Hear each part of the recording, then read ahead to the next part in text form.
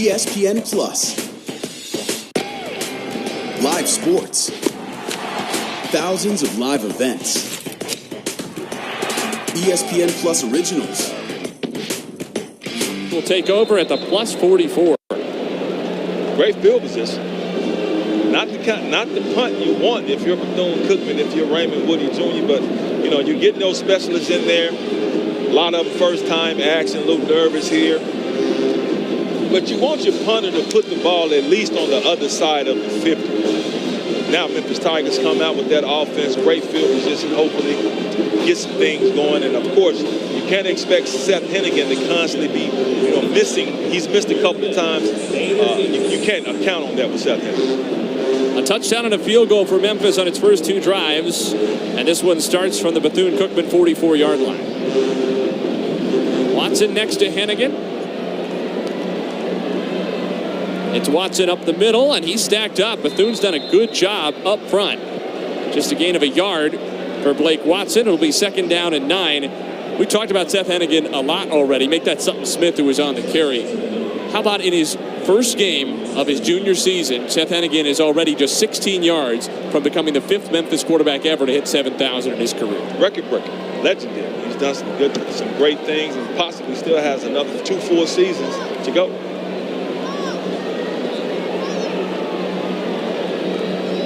Smith in motion. Hennigan looks his way. Wanted to go down the field, and he finds Rock Taylor. There's 7,000 yards and more. Rock Taylor out of bounds inside the 20, and Seth Hennigan is just the 5th Memphis Tiger ever to throw for 7,000 career yards. It's game 1 of his junior season. And that came beautifully. You see Rock Taylor constantly running these crossing routes. It's so much space in the back end, the second level of that Bethune-Cookman defense, and Seth has been able to find receivers several times. Memphis back into the red zone where Bethune-Cookman struggled last year defensively. This was the 7th worst defense in FCS. Almost 40 points a game. Hennigan has his pass deflected and intercepted. Look at Bethune-Cookman going the other way again. Hennigan runs him down with Watson. He's still going. All the way to the goal line and all the way back to pick 6. 70 yards for Amari Jones. This pick 6 will stand, and Bethune-Cookman is on the board. And you have to love that play. To be a defensive lineman, that is what you want to do. He plays that jack position, which means he has the ability to play defensive end, a linebacker, but he rushes, gets to Seth Hennigan, blocks it. Not only do you block it in the air, you're able to have the wherewithal. And just look at this, just a great play. You beat your man, you bat the ball, and you turn around, you do a 360, and you catch it, and Big Dog outruns everyone. Then Seth tries to catch him, and he said, no, I'm going to stop. You get up off of me, you get your hands off of me, and Big Dog takes it for a touchdown. Absolutely incredible play. Meanwhile, Bethune-Cookman just had to burn its first time out because of a substitution issue on the extra point. But you can understand why the Wildcats special teams unit might have been caught a little bit off guard. That first pick 6 was called back on review. An incomplete pass. Amari Jones said, how about number 2? Just the 17th career interception for Seth Hennigan, his first of the season. And he showed some awareness there, Amari Jones, in the open field. He had to cut back between Hennigan and Watson. Broke a tackle. I wouldn't be surprised if he had a little running back in his history. That's why he's playing that jack, like that little hybrid type of position. And you look at him because he beats the offensive line, bats it, then you got to turn around and catch it. Then when you catch it, you get gone. But also you got to know you got Blake trying to run him down. You got Seth running him down. Neither one of them can catch him. And now you got a 10-7 ball game and Bethune-Cookman over there with Dog Smiles. Hector adds the extra point. His first Wildcats point. How about that from Amari Jones?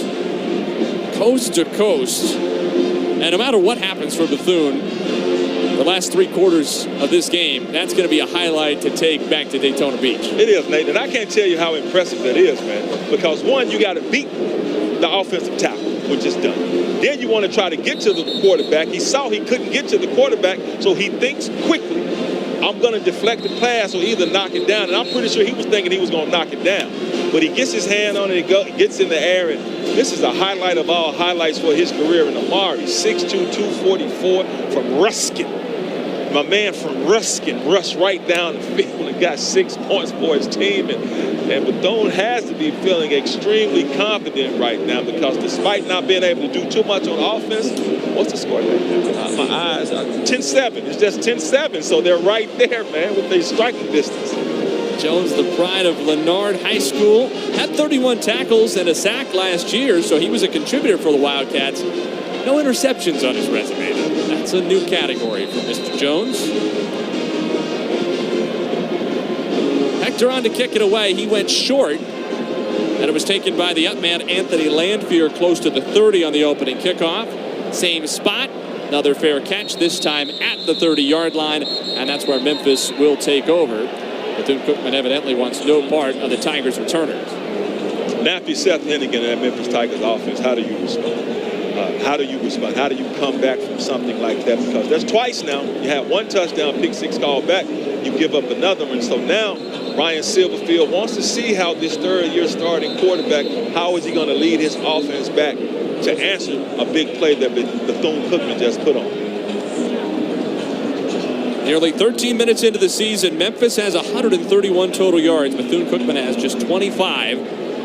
But after the second pick six for the Wildcats stood up, it's just a 3-point game.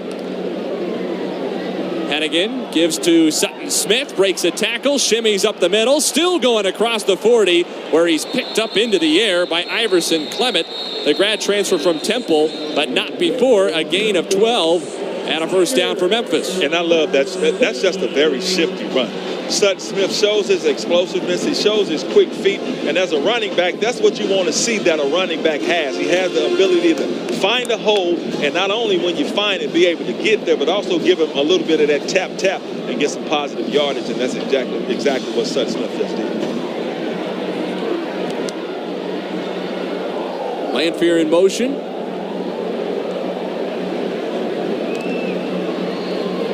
Smith, a gaping hole, gashes into Bethune-Cookman territory, and they'll move the chains for him again. Another 10 yards for Sutton Smith. Make it 11 on the spot to the 47. And that's back-to-back plays for Memphis controlling the line of scrimmage. And you know what I like about Sutton Smith? North and south. North and south. One cut, gets up the field. And he just did it again right there. Give him another couple of yards. He's going to come off, and Blake Watson returns, the transfer from Old Dominion. This is now a deep running back room for offensive coordinator Tim Cramsey and the Tigers. It is. They talked about Blake Watson transferring in, but now I see, and everybody see, why Silverfield and Tim Cramsey, they're so high on Sutton Smith and Blake Watson. That's a nice little two-headed monster they got going right. 2nd and 7. Hennigan has time to Watson again. The fourth catch already for Blake Watson, who spun down to the 35. Give him a gain at 9 and a first down. And that's something you like to see out of your running backs, especially with Blake. He was known to be a nice receiver when he was at Old Dominion, so that's one of the aspects that he brings to this Tiger offense, being able to catch the rock out of the backfield. 37 catches last year as a Monarch for Blake Watson, a school record for an Old Dominion running back in a single season. Now over 2,600 career yards from scrimmage between his two schools. Give him a couple of more. Give him a few more. Give him a lot more.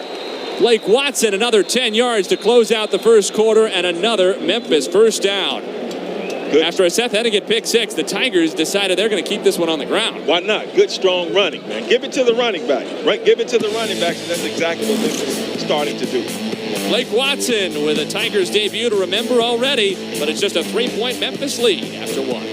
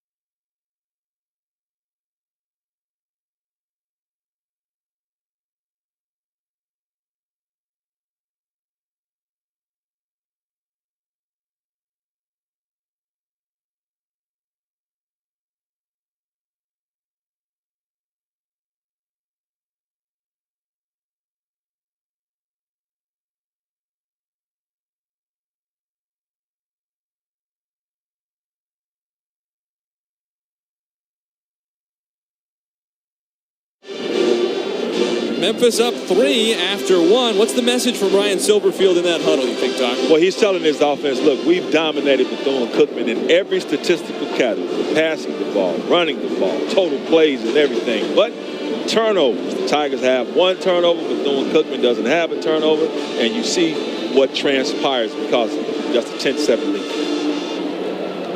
1st and 10 at the 24. Memphis knocking on the door again. Hannigan quickly out for Rock Taylor across the 25, and he's out of bounds close to the 20. It's Memphis into the red zone again, but the Tigers this time need to capitalize. Rock Taylor has looked like he's turning into that #1 receiver, and he's stepping up. They talk about how much better he is this season, and so far he's showing that. 2nd and 5 at the 19. Hannigan steps up, has some room, and he's swallowed up around the 15-yard line.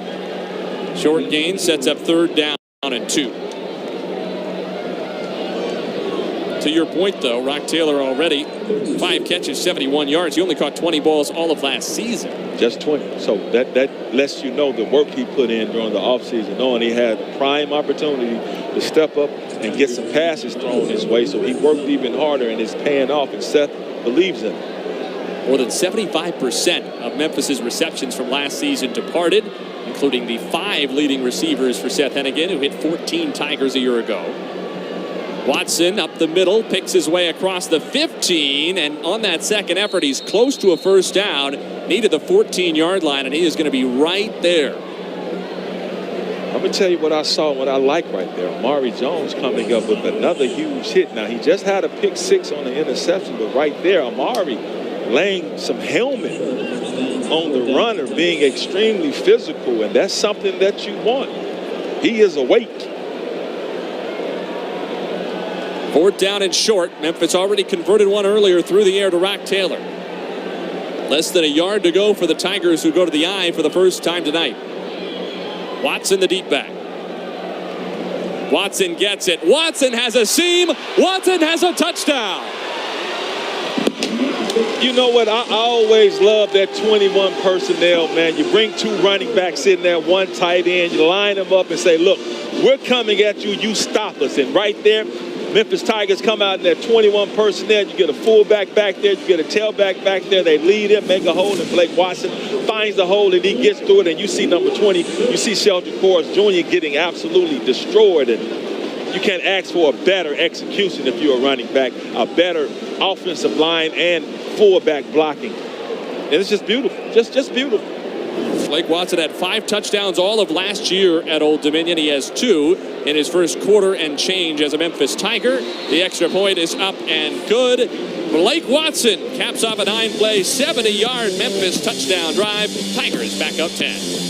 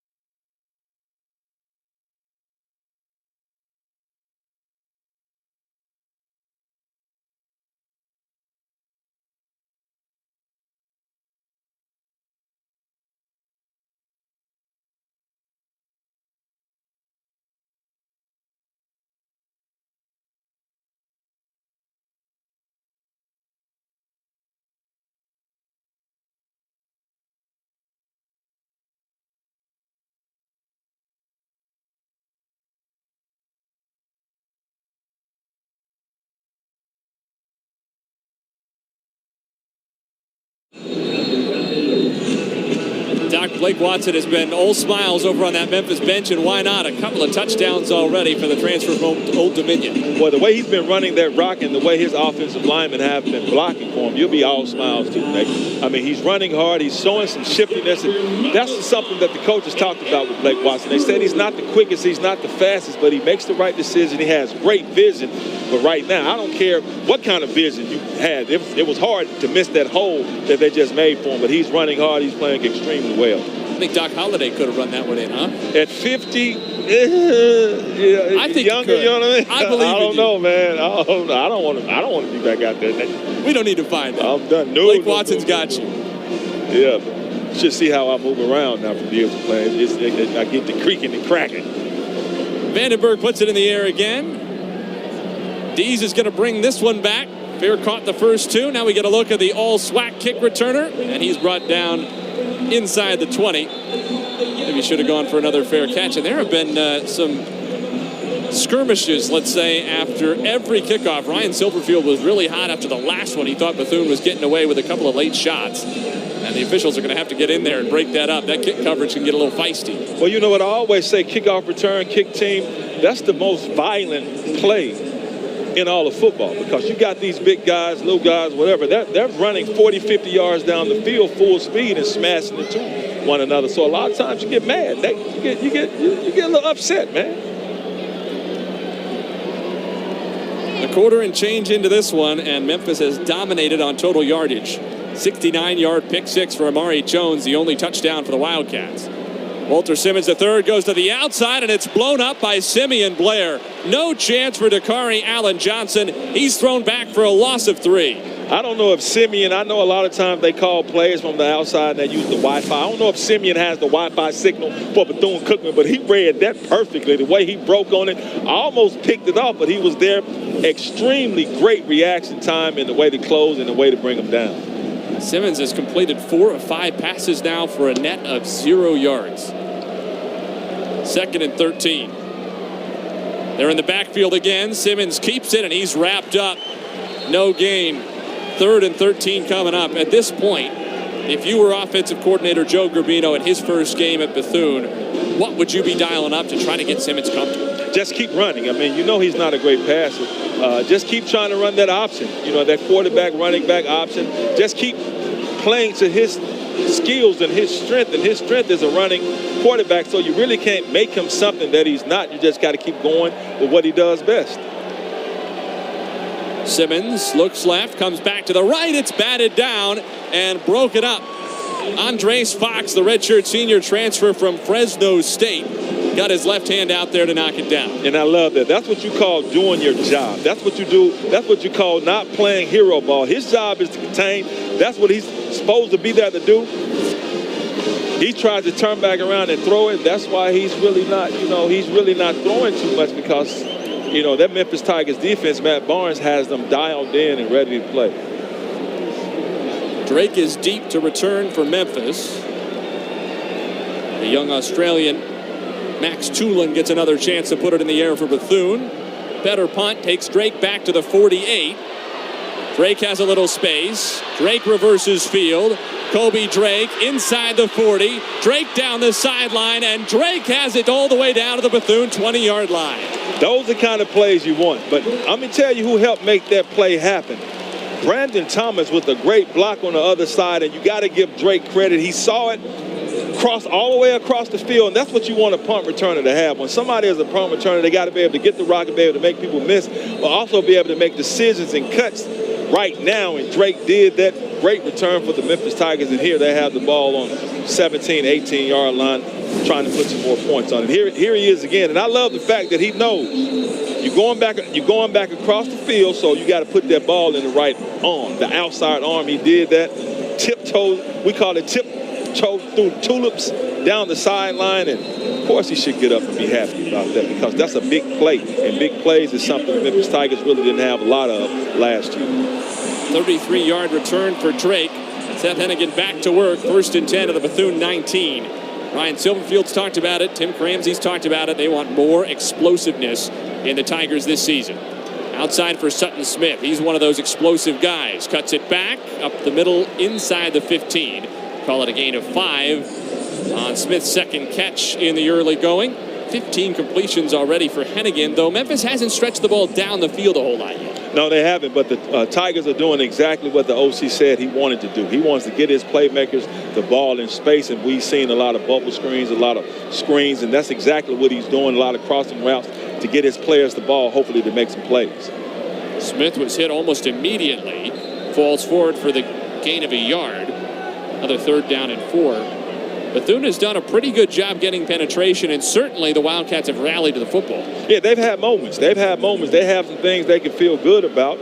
It's just overall that Memphis Tigers offense has been kind of dominating them. But that Bethune-Cookman defense, they have had some moments where they can feel good about some of the things that they've done. And one of those moments has been 3rd downs. The Tigers are 0 for 3 on 3rd downs so far, and that was an area Bethune really struggled in last season. Pitch pass to Drake, up the middle inside the 10, and he has a 1st down at the 9 before he's spun down by Eddie Walls. Well, you see the Tigers trying to do the little shuffle pass, and Bethune-Cookman is right there. They read it all the way. And that's exactly what you want to do, especially in the red zone so close to the goal line. Drake had the 33-yard punt return and the big 3rd down catch to make it 1st and goal from the 9. Smith hit in the backfield, steps out of the tackle and gains a yard. Bethune-Cookman at least trying to force Memphis to earn this through the air. Yeah, not just going to lay down. I mean, they're still playing tough out there. They see it's just 17-7, and they've known they've won some battles. They're not winning all the battles, but they've won some battles. And when you can win some one-on-one battles, that make you feel good going forward. 2nd and goal at the 8. Marcelo Bussey in motion. Hennigan under pressure. Hennigan throws it at the feet of Smith in the flat. Pressure put on him by Eddie Walls, who earned a single-digit number. Raymond Woody Jr. in his first year with Bethune made the Wildcats earn single-digit numbers. Walls did. He's in number 9 this year. They are really excited about him. But Bethune, they read that perfectly. Everyone stays exactly where they were supposed to go. They know Seth was trying to go to the flat. You see Johnny Harris there, read that perfectly. He's right there. So anything you're trying to do, they're right there to shut it down. So that's one of those wins that Bethune-Cookman has been able to accomplish here at times in this first half. 15 pounds of muscle Walls added this offseason. Memphis OC Tim Cramsey pointed to him right away as an issue. 3rd and goal.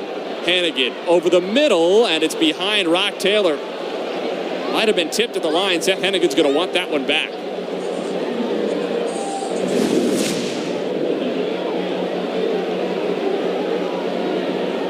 That's exactly what it was. You see big number 93 watching Seth the entire way. He knew he wasn't going to be able to get there and sack him, so he's looking Seth right in his eyes and watch what he was throwing, and is able to get it up and put that Dikembe Mutombo on. From one Seth to another, Hennigan makes way for Morgan, the transfer kicker, filling the big shoes of Chris Howard, first-team All-League a year ago. And from 26 yards, he puts it through. So Seth Morgan has begun his Tigers career with a pair of field goals on as many tries. Memphis has made it a 13-point lead in the second quarter.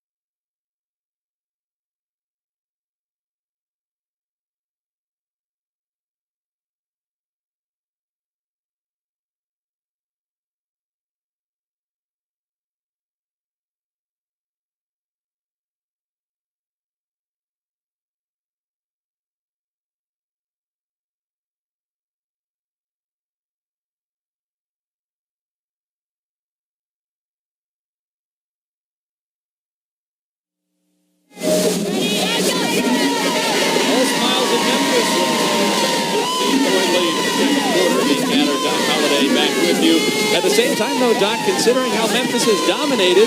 Bethune-Cookman still only 13 points down.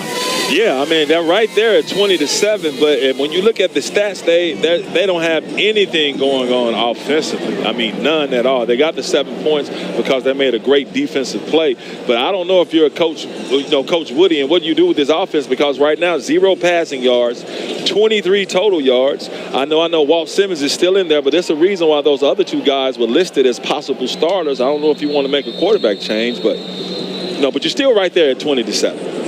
We were told potentially all 3 Bethune-Cookman quarterbacks would get playing time. So far, only Walter Simmons III, and Bethune-Cookman has not mounted much of anything since that first drive when the Wildcats did get to midfield before they were stopped and turned it over on downs. But Simmons is going to stay out there. He's done some things with his legs, but now that the read option has stopped working, there's not a lot else for the Wildcats. Yeah, the only thing you do is keep doing it. That's what he does best. That's what he's known for. He's not known to be a passing quarterback. So if you're the Tigers and he's out there, he's probably not going to throw the ball too many times. Terry Lindsay next to him. Simmons goes into the flat, and it's caught by Corey Turner II, who spins out of a tackle and picks up maybe 2. First catch of the year for the true freshman, listed at 5'7", just 136 pounds from Cedar Hill, Texas. He was, but I do love that play that Bryce Edmondson just made. He ran through his block and was able to get his hands on the pass catcher to slow him up. Gain of a yard officially for Turner, 2nd and 9.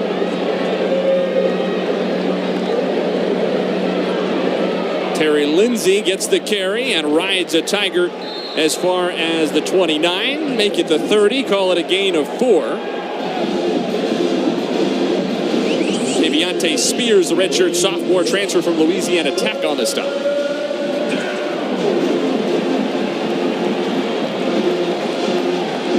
Third and 5. Simmons at the mesh point gives to Lindsay a 3rd down and 5 run up the middle, and the ball is out.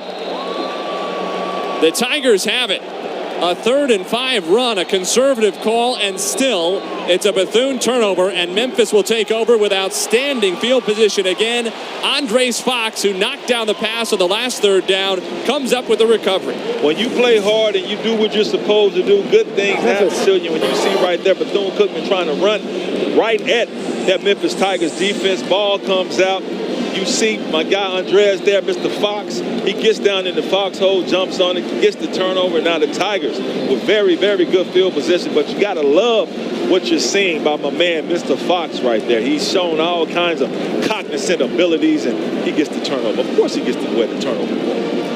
That was a savvy play. 6th year of college football for Fox, and he had his eyes on the football all the way. Spent last year at Fresno State, 4 prior at Stanford, out of Mobile Christian High School in Mobile, Alabama. Was a standout there in basketball and track and field. Back when he was 12, he finished 2nd in the javelin in the Junior Olympics. So he's got all kinds of abilities. And again, little trickeration, finds Rock Taylor. Taylor has a couple blockers in front. Taylor inside the 15 with a flag down in his wake back at the 20-yard line. And once again, I was about to say Anthony Landfield with the absolutely great block, and it was a great block. Holding. Offense, number 82. 10-yard penalty, 1st down. What happened to the great block? He was holding. I guess that's what made the block so great, because when you're holding, but it was, and but you love to see them blocking downfield, and you hate to see that because that's a great run, a reverse by Rock Taylor, but Landfield right there just held on just a little bit too long. But that's one of those things where I say you're blocking perfectly until your man gets there, then your defender tries to go chase the man, and you have a tendency to reach out and grab him, and that's exactly what Anthony just did. The good news for Memphis is the block was so far downfield that a 10-yard penalty for the spot still makes it 1st and 9. And again to the outside, there's a catch for Watson, another one. Blake Watson has been as much a pass catcher as a ball carrier, and he motors all the way down close to the 10 with another Memphis 1st down. That's what I'm saying. That's great. If you can take your running back and line him up at the X receiver position on the line of scrimmage out and throw the rock to him and have him to catch it and get up the field, that's just versatility. 5 carries for Watson, 6 catches already. Hennigan Flips it to the outside. It's complete. Inside the 5 and rolled down close to the 2. It's Blankenship, who's been quiet since the early going. See if Memphis wants to go quickly again here. Knock it on the door. But you love to see Demir get into the action, to get some touches, to get some receptions, to make sure he stays mentally in the ballgame. Instead, the Tigers huddle up. Watson is a deep back in the eye. 2 touchdowns already for Blake Watson in his first half as a Memphis Tiger.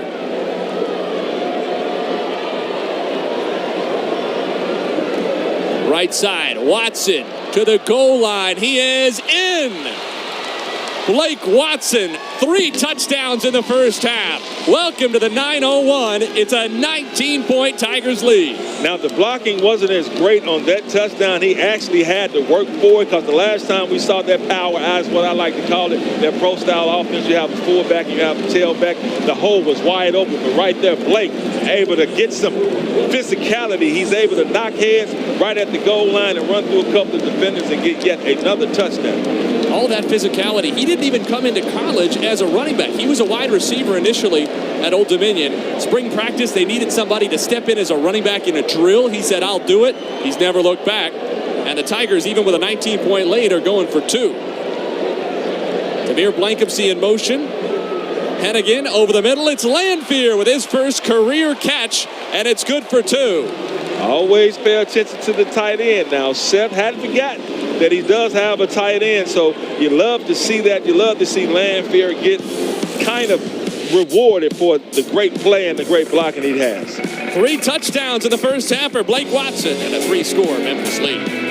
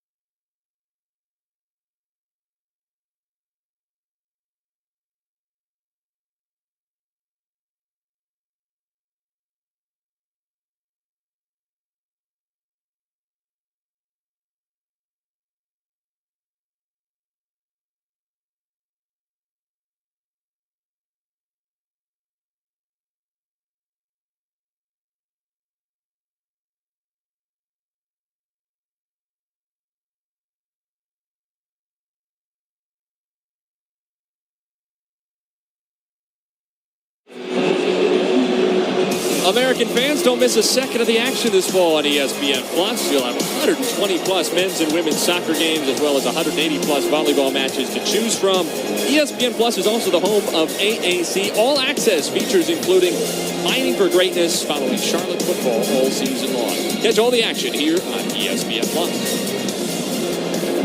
Nate Gatter, Doc Holliday back with you from Simmons Bank Liberty Stadium in Memphis, which has been a fortress for the Tigers in recent years. And they are comfortably ahead, 28-7 late in the first half. Darnell Dees takes another fair catch at the goal line, and Bethune will take it from the 25. Since 2014, only Alabama, Clemson, and Ohio State have won more home games than Memphis, which has won 51 here. Since 2017, the Tigers are 36-5 in this stadium, and none of those 5 have been by more than 1 score. You have to go back to the SMU game in October of 2016 for the last time Memphis lost by more than 7 points in this stadium. It's been a tough place to play. The Memphis Tigers fans are always loud and rowdy, and the Memphis Tigers football players, they're able to feed off this positivity and this energy here in Simmons Bank Liberty Stadium that these blue and gray Tiger fans give them. Walter Simmons III faces a blitz, throws to the outside, and it's too tall for the stumbling Caleb Lynham. At least he tried. They're going to have to throw the ball down the field. That's what I was about. At least he tried. You have to at least try. At least try something different. We know what he is and what he can do and what you all said he's limited of doing, but at least try to go down the field and get something going, because the running game or the passing game, nothing is working right. 2nd and 10. Jimmy Robinson III is in there as the running back.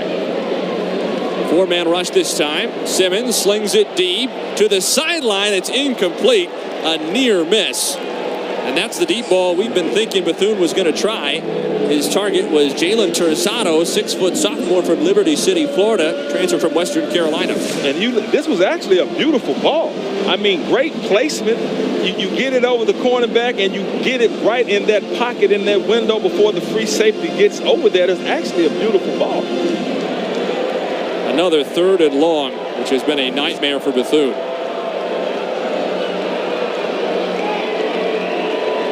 Robinson still in as the tailback.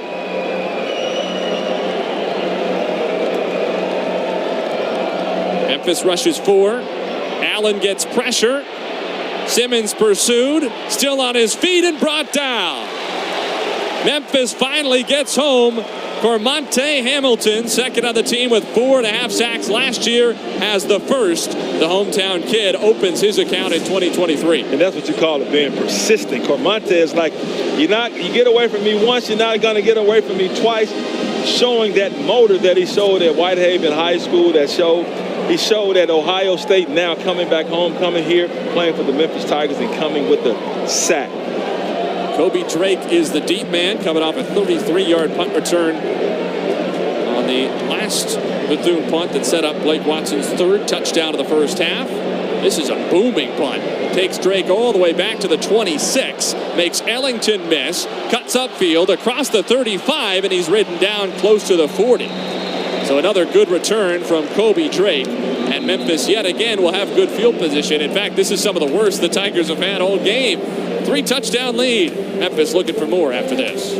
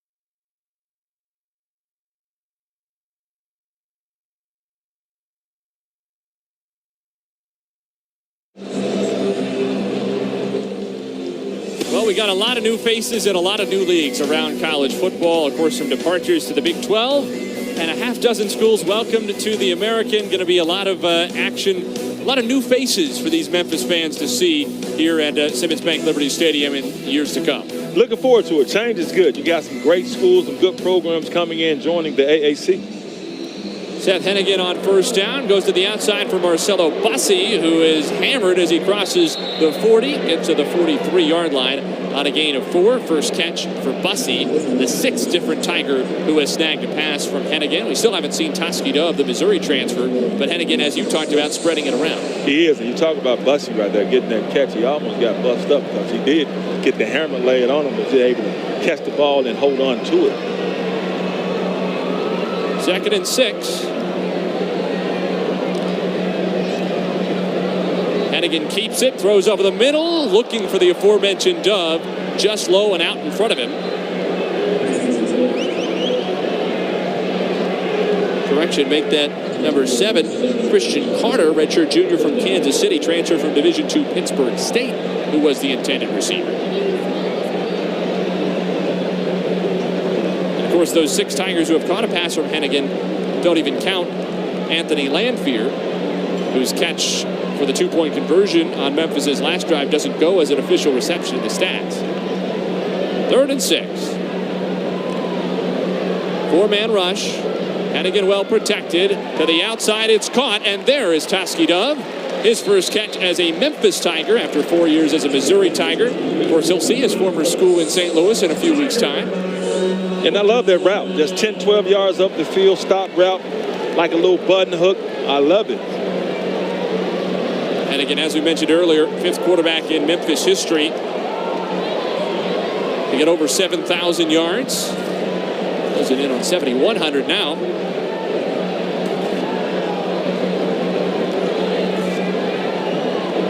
First and 10 of the 46. It's Blake Watson, who's been the star of the show for the Tigers in the first half. Look at him go. Still churning his feet.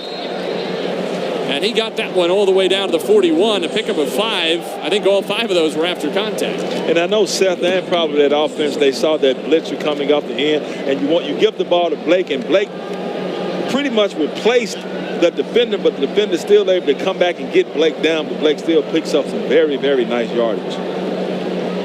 Juwan Harris, the safety, was the one who gets credit for the tackle.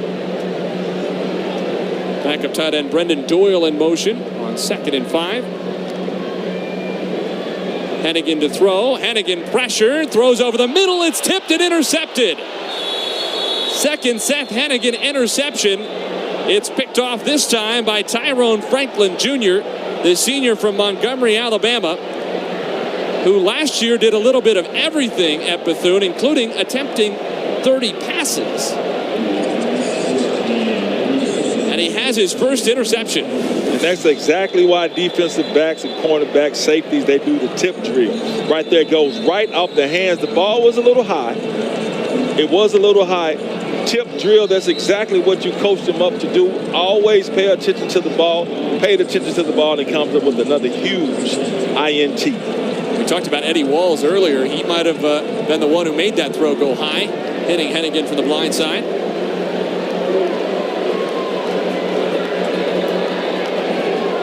Simmons back in there, throws quickly into the flat and finds Debanya Moore, his backup tight end, for a gain of maybe half a yard. Sophomore out of Statesville High School, where he too was a quarterback as a recruit, but has found a home as a tight end at Bethune. Are you surprised we haven't seen any of the other Wildcats quarterbacks yet? Extremely surprised, especially since we came into this game thinking that either or was going to start, and now we haven't seen either one of them, not even on the sideline warming up, so I'm extremely surprised. Tyleek Bethea and Luke Sprague, the 2 transfer additions, waiting for their chance behind the returner Simmons, who spent his first year at East Carolina. Slings it out, looking short, and it's wide of Tink Boyd, the transfer from Virginia Tech. 3rd down and a long 9 coming up.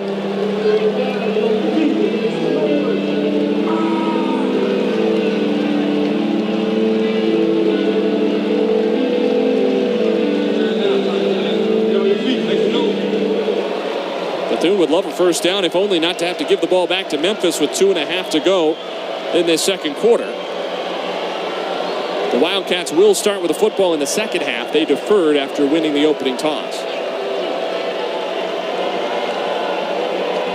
Simmons on the delayed give, and there is nothing there for Robinson. Gain of a yard, maybe 2, and another Bethune punt is coming. And I love what I just saw out of that defensive front from the Memphis Tigers. They had 3 down linemen. They rushed 4. Then you had a little stunt motion on the defensive end. Goes up, comes around, curls around, and makes a great play. Memphis takes a timeout to stop the clock with 2:29 to go before a Bethune punt. The average starting field position for Memphis on its 7 drives today, the Bethune 49-yard line. A big part of that is Kobe Drake, but an even bigger part is the Tigers' defense. Yeah, and you can tell. That's why the score is 28-7, even though Memphis has been dominating offensively, 273 total yards, and it probably would be more than that if they had to start the possessions and these drives a little deeper in their own territory. But right now, you want to have great field position. The Tigers have been getting great field position. Aside from a couple of turnovers, this game could be a lot worse than what it is. Max Tulin on for another punt. Drake is deep at his own 35-yard line. The return for Memphis, a 33-yarder and another 15-yarder. Big rush. Tigers almost got there. Tulin is leveled, and you'd have to think that's going to be roughing.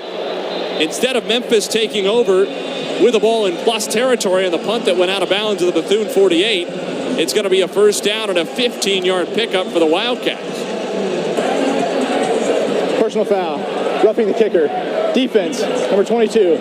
15-yard penalty and an automatic first down. Yeah, it's an unfortunate situation. You got Brandon Thomas, one of the backup running backs. He's on the punt return team right there, and you see everybody making plays. You want to get in there and make a play, especially when you see you have a free run. But something in your head has to click when you know you don't have time to actually get there.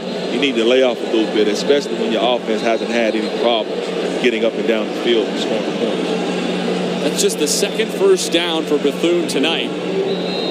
Maybe even worse for the Wildcats. That's a 15-yard penalty. They only had 28 total yards before that. That's the best play they've had all game. And they can thank Brandon Thomas. Bethune has not crossed midfield. The Wildcats got to the 50 on their first possession when they did move the ball. Simmons, well protected, has some room to run and slides down close to the 45. He was about to be sandwiched by the pair of Chandler Martin and Darius Coffey. A gain of 3 from where he started his slide at 2nd and 7. Taking into the last 2 minutes of the half, the only time now in college football that the clock will stop as it used to on a first down. Final 2 minutes of the second quarter and the fourth quarter. Sloppy exchange. The handoff goes to Robinson, who didn't have much of a chance after that took a second.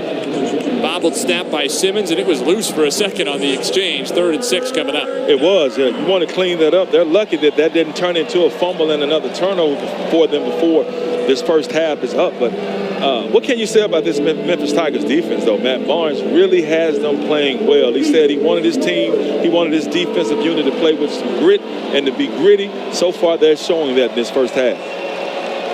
3rd and 6 from the 44. Simmons under pressure, and he's sacked. Coffey gets home. Former high school quarterback who's been involved in all 3 phases at Memphis, including 15 carries a year ago. He was shot out of a cannon here. That's what you call being aggressive. Matt Barnes said, you know what, we're going to bring, if we're not going to bring everybody, no, we're going to bring everybody. You know what, have a cup of coffee. That's what he just told Walt. You know what, Walt, have a cup of coffee before halftime and have one at halftime as well. And Coffee coming up with a huge sack, and he should be celebrating, and he should be happy. Hey, it gave him a little jolt. I like that. Gotta wake him up. Jolt the job. 28-7 is the Memphis lead with 73 seconds to go, and Ryan Silverfield used his second timeout, so 1 remaining for Memphis. Bethune has 2.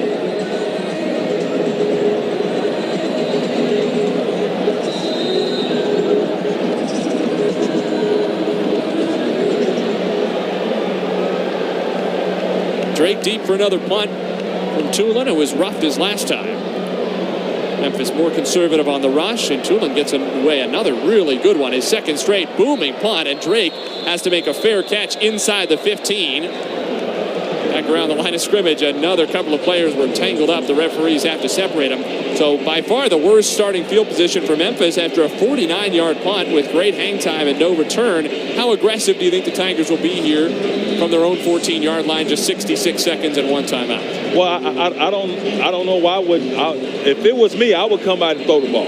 I would come out and try to make at least a big play before this first half is up, because what do you have to lose? You're thoroughly in control of this ball game, so why not take a shot down the field? Why not take a couple of shots down the field and feed your receivers and make some of them feel a little bit better than they may not feel so far, especially guys like Toski Dub. You want to give him some opportunities. 7 different receivers have caught a pass for Seth Hennigan tonight. Really 8 if you count Anthony Lanfear at the 2-point conversion. Joseph Skates will be a big part of that room, but you saw him a couple of minutes ago, his number 6 on the sideline, not wearing his pads. Hennigan under some pressure, and he's sacked. How about Amari Jones? Had the pick 6 of 69 yards for Bethune's only touchdown, and now he has his first sack of the year. And he's playing some ball. I think Bethune-Cookman knew that, you know what, the Tigers probably going to come out and try to take a shot down the field. And Amari's just playing extremely well this first half. He read that. So now if I'm the Memphis Tigers, if I'm Silverfield, if I'm Cramsey, you know what, that's just kind of like chill out. They're trying to run the ball a couple of times to go ahead and get into halftime, because you do not want to make a mistake right now and give Bethune-Cookman any points when you're this late into the half.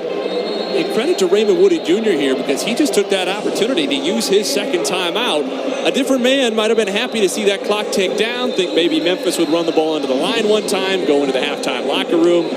Instead, Woody's thinking, we haven't had the Tigers at this end of the field very often. Let's see if we can force them to punt out of their own end zone, maybe get some good field position, put a couple points on the board. Exactly, and that's exactly what you want your head coach to do. Call a timeout, coach. Give us an opportunity to possibly get back on offense, or give us another opportunity to regroup as a defense and make a play, and hopefully try to get some points before this first half is up. 2nd and 16.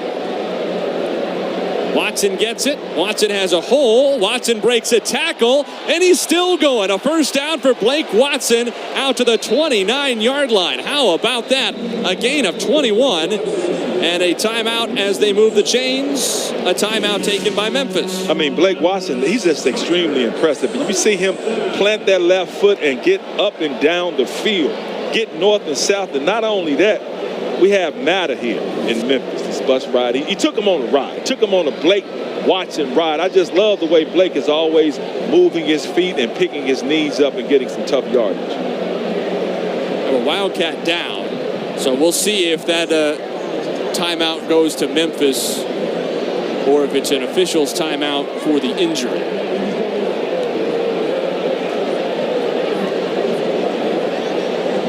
See a number just yet on that Wildcat. Raymond Woody Jr. in his debut as Bethune's head coach, down 21 with 50 seconds to go. And that is not a sight Wildcats fans want to see. Amari Hill Robinson, who has been wearing a boot these last few weeks because of a tender left ankle, making his way off the field, looked like he was favoring his right. And you hope he's okay. He's such a good player. He's someone that Bethune-Cookman and Coach Woody is going to be counting on, so you hope he's okay. Hennigan to throw, steps up over the middle. He's tripped up and goes down to the 33. The clock under 40 seconds. Ryan Silverfield does have one timeout left because that was an injury. He wants his Tigers to go quickly. Inside 30 seconds. Hennigan to his left along the sideline. Too wide for Kobe Drake, his intended target. And third down coming up for Memphis with just 22 ticks left in the half. Well, Memphis, one of these players get hit, going to try to steal some points going into the halftime, but even though 28-7 is a very good-looking score if you're a Memphis Tiger. Third down. Watson gets the carry. Watson cuts back. He's close to first down yardage. He just will not go down. They wrap him up at the 38-yard line. He's a yard short. 9 carries for 86 yards. and 3 touchdowns for Blake Watson. Not a bad welcome to Simmons Bank Liberty Stadium. No Memphis running back has ever rushed for more than 4 touchdowns in a single game. If Watson gets his chances to tote the rock in the second half, he might well become just the 3rd player ever in Tigers uniform to get to 4 touchdowns on the ground in a game. Who knows, maybe he can even become the first to get to 5. Bethune battled in the first half. 69-yard pick six from Amari Jones for a big man touchdown. And Raymond Woody Jr.'s men have their work cut out for them. Bethune down 28-7. A solid first 30 minutes for the Memphis Tigers. Simmons Bank Liberty Stadium rocking again. Tigers all up at the half.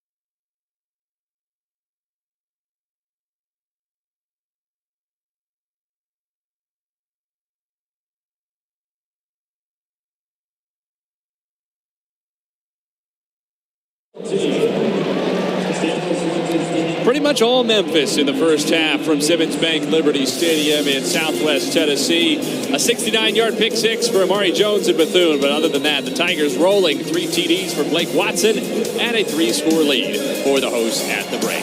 After this, we'll catch up with Morgan Huber back in the AAC Network studios. Get a look at what's going on around the league and get you set for the second half still to come. Morgan Huber is next in our studios. Memphis up 28-7 at the half.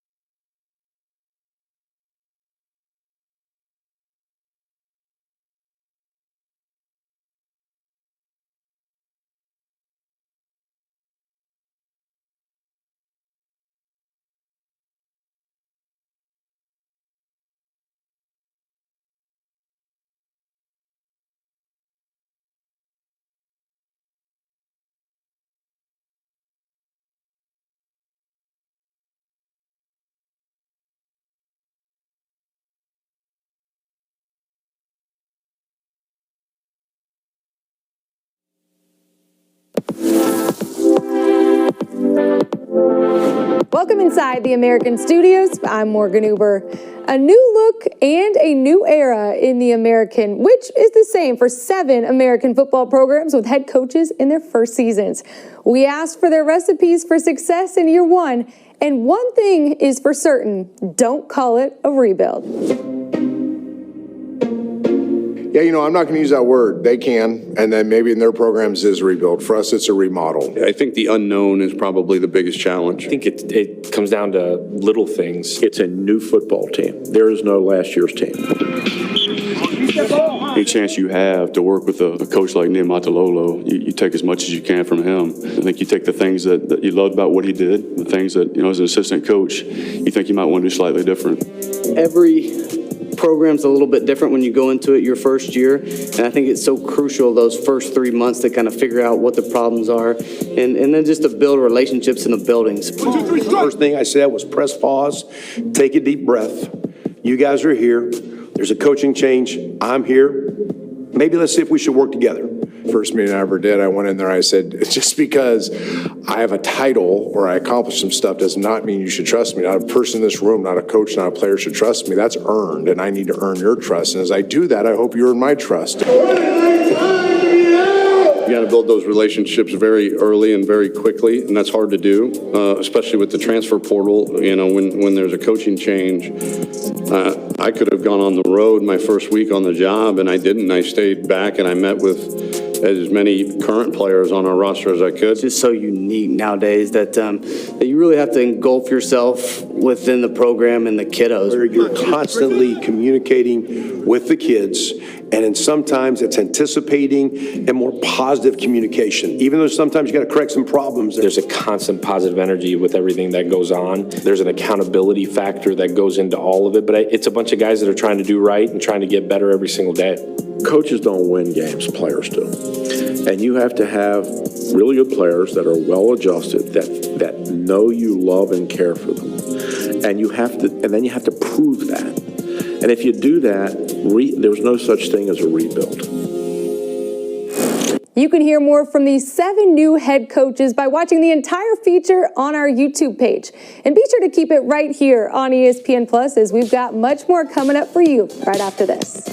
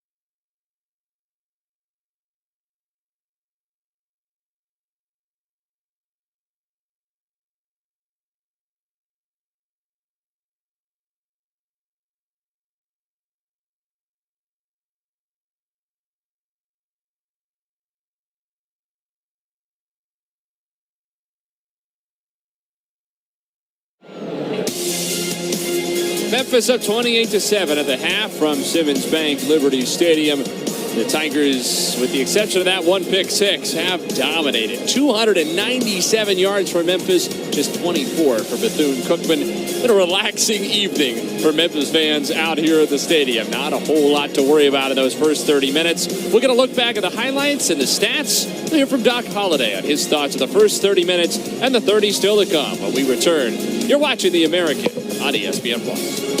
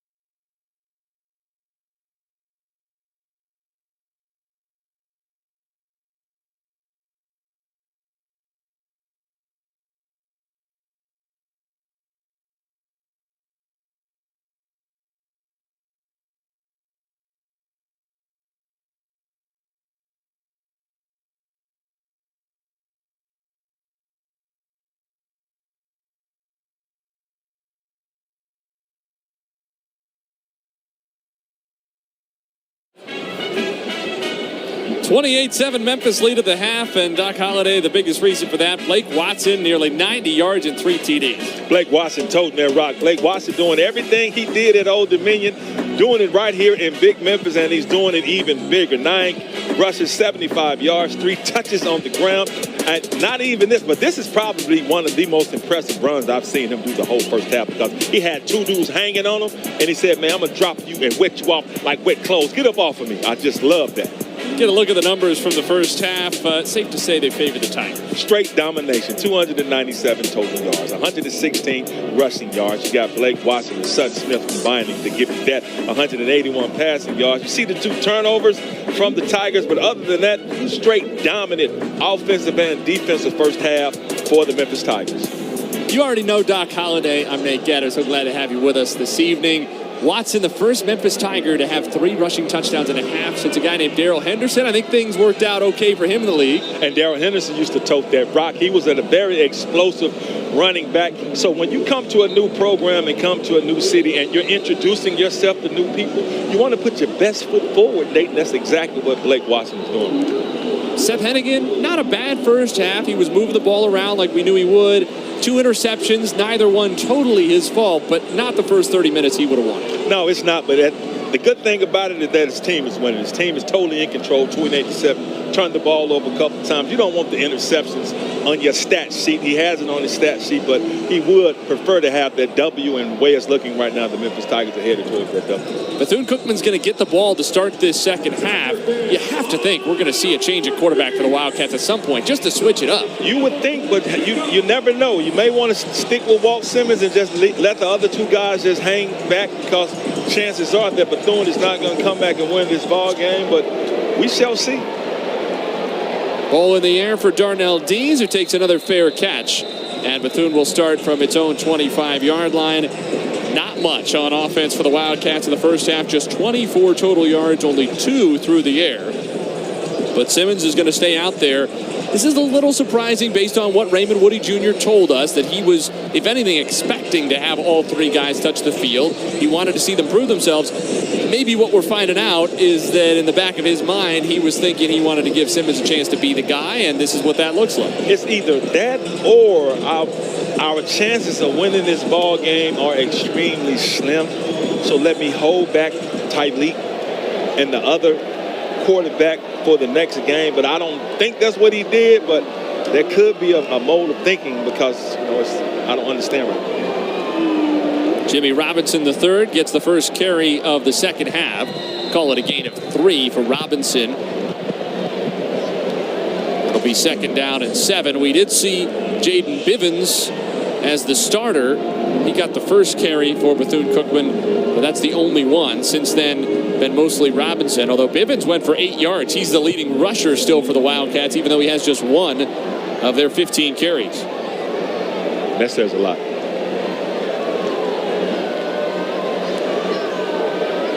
Simmons, another give to Robinson, and very, very little there for him. Falls forward for a yard. It's going to be 3rd down and 6. And these 3rd downs and even medium, let alone 3rd and long, are what Bethune just can't take. No, you can't. And you look at that last defensive play right there. There were 10 Memphis Tigers right there around that football. And that's exactly what you want if you're a defensive coach. And that's something that Matt Barnes has been stressing. And right there on that play and this entire game, the Memphis Tigers defense has been showing that. To be fair to Walter Simmons, he did throw a good-looking deep ball in the first half for Terzado that was broken up. 3rd and 6. Simmons under immediate pressure, dumps it off. Look at that, the lineman eligible. It's not going to get the first down, but how about that deceptive design? We don't have a number 34 on the roster we were given from Bethune-Cookman, so that was deception in more ways than one. And that's a big deception. It's kind of hard to deceive someone and sneak up on someone when you're that big, but he did sneak up on him. And you know what? When you're a defender, man, you want to be tough, but you come up and hit a big dog that big. I mean, that's a great play, but to have to run into a big man that big. But they stopped him, forced a punt.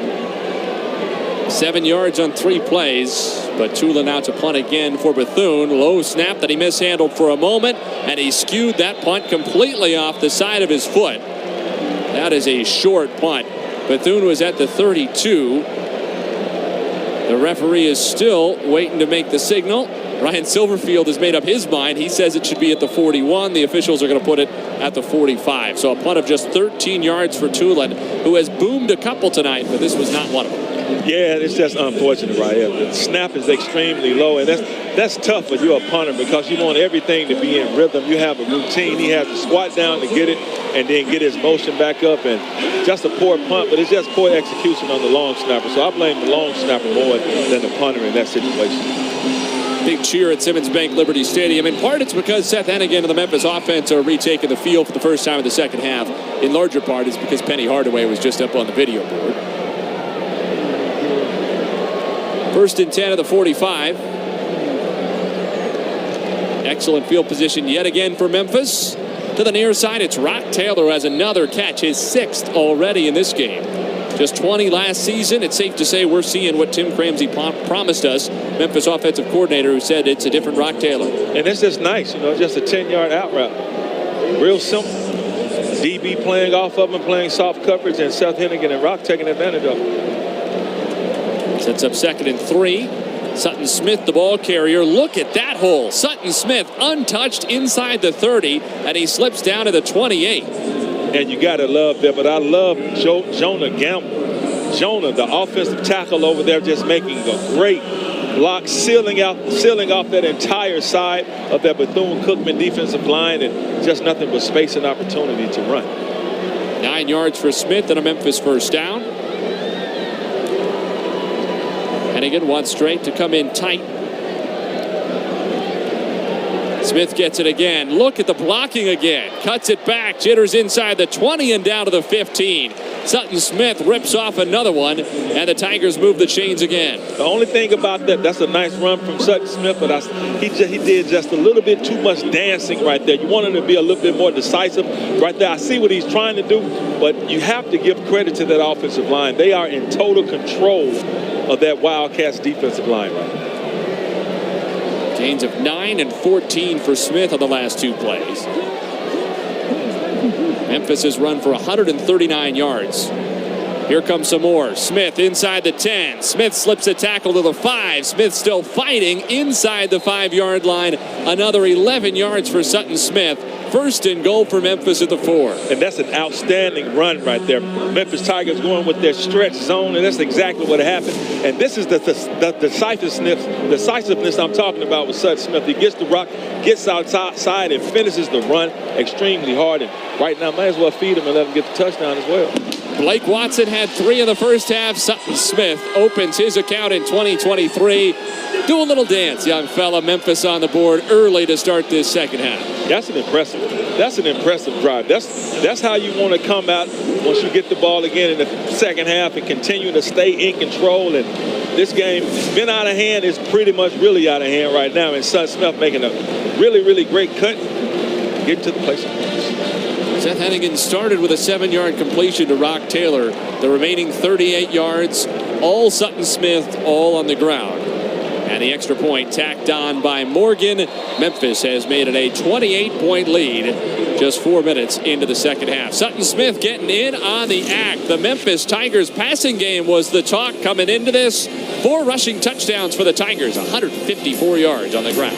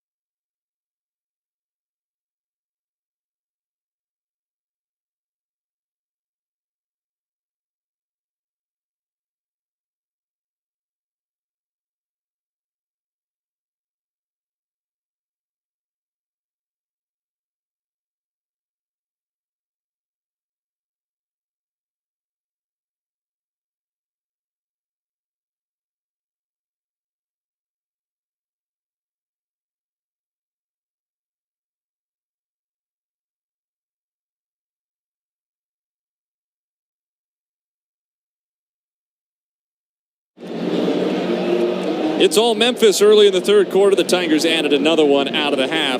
Nate Gatter, Doc Holliday back with you here at Simmons Bank Liberty Stadium. It's time for what we're calling Taste of the American, and you're the Memphis boy. I heard you might be orchestrating this. Well, you know, when you're a grown man like me and you're Memphis made, you know, Memphis is known for great barbecue, great food, and Corky's is one of those restaurants when you come to Memphis, you have to go to Corky's and get you some barbecue. You're from St. Louis, right? You're from the St. Louis, but taste this Corky's. I don't know if you ever had this Corky's, but this is what you got to come back and get, man. The opening kickoff goes for a touchback. All right, I'm going to have to work my way into these Corky's nachos here. This is dangerous, eating on camera. I don't know if I've done this before. You got to get it, man. You got yeah.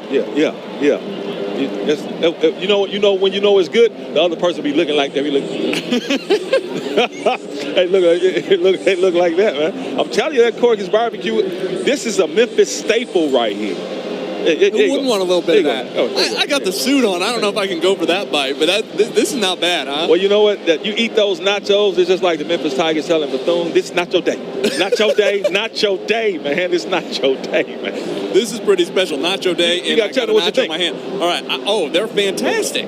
I had a couple bites of Corky's earlier, getting my introduction to a little Memphis barbecue. This is next level, man. See, the thing, and it's hard for me. I'm disciplined now because I want some so bad, but I just hit 204, 205, and if I eat this Corky's, I'll be 210. I just turned 50, so, but it's and you're trying to tell me you couldn't get through the hole. No, come on. No, man, I'm just saying it looks so good and so see that? See, when you get that on your hand, look at this. I'm not going to tell you how you're supposed to get that off your fingers because this Memphis is finger licking good. So you might need to get some napkins. This is a nice suit. Yeah. I don't know if this is going to work for me. It's all good though, man. But the people at Corky's, great restaurant, great legendary restaurant. They have great food, man. So I know I always enjoy it. I concur. I'm not as Memphis as my man over here, Doc Holliday, but I could say at least the Corky's brings the heat. Memphis still bringing the heat out here. It's certainly true. A couple of first downs here for Bethune-Cookman. It's going to be second down and long coming up for the Wildcats, down by 28 in the early going of the third quarter. You good? You still eating? That Memphis Tigers defense still eating out there. You still eating too, Nate? I'm going to be snacking, I think, throughout the rest of the game. I just got to figure out what I'm going to do with what's left over on my fingers. That's the issue. Yeah, you need some napkins, man. You need some napkins. Simmons goes to the outside, a completion, close to first down yardage. It's going to be third down and short. Catch by Davino Ellington. And I love the fact that Walt Simmons, he's still out here playing hard. Bethune is still out here playing hard. They are not giving up. And Davino, hey, look, man, this is the time when you have your opportunity to come in and make some plays, and they're still trying to make some plays. 3rd and 2.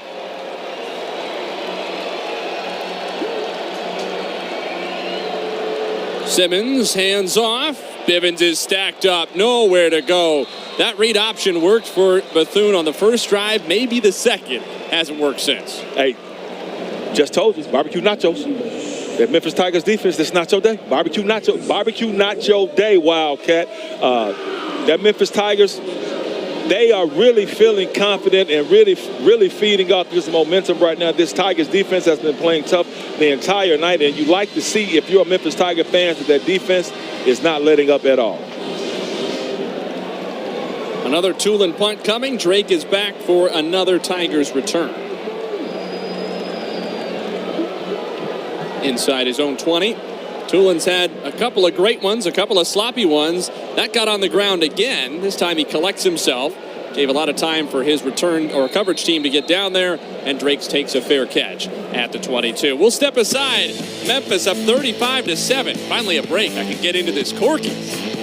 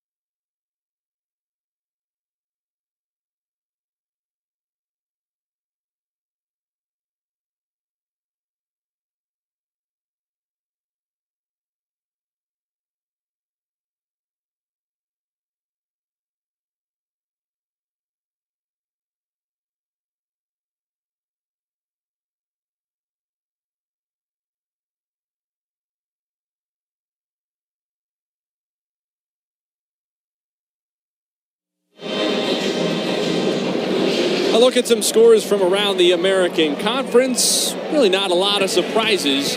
Western Kentucky won a good one, 41-24 over South Florida down in Bowling Green. SMU comfortable. Texas, of course, over Rice again. Not a lot of chances for the Owls, but they keep on coming. And it's just that week. You know, you play a lot of games around this time of the year. You're looking for one upside or one upset to really catch your eye. Tulane's going to be coming here to Memphis in a short time. Houston just a 3-point lead on FS1 over UTSA. That's a good one. North Texas was supposed to be on the Memphis schedule this year. In fact, this game was supposed to be against North Texas before the Mean Green joined the American Conference and forced a change.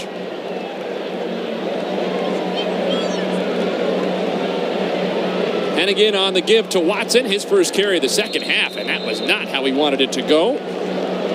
Pursued from behind and wrapped up by a couple of Wildcats. No, you like that. That's a J.K. Brown, man. Coming off that end, showing some aggressiveness, showing that I'm still in this. And Blake Watson, he hasn't been, I don't think he's had a tackle for loss the entire game, but had one right there. True freshman, J.K. Brown out of Houston. Hennigan to throw over the middle. It's caught on the move by Blankensee. Reverses field, makes a man miss. Blankensee back to the near side and finally tracked down close to the 45-yard line by Ebenezer Dibula. Always a good sign when a big defensive lineman is running down a receiver. That's usually a big play. It is, but you see Demir, you see why the Tigers are so high on him. He showed you his playmaking ability, his ability to see the field and pick up some yardage. And you do like the fact that the defensive lineman is still pursuing the play and making the tackle that far down the field. First down for Memphis at the 44. Play fake to Watson. Outside for Kobe Drake, who's had a nice game. He's done it in special teams, and he's done it on offense as well. 9 yards and the quick hitter from Hennigan. Kobe Drake, he has some good feet. When I see guys like that, I call them, they're good with the Sammy Davis. They have because Sammy Davis, good tap dance. They have good feet. Drake has some good feet. You got a name for everything, don't you? Sometimes, but just whatever pops in my head, man. You know, it comes out. Second down and 1.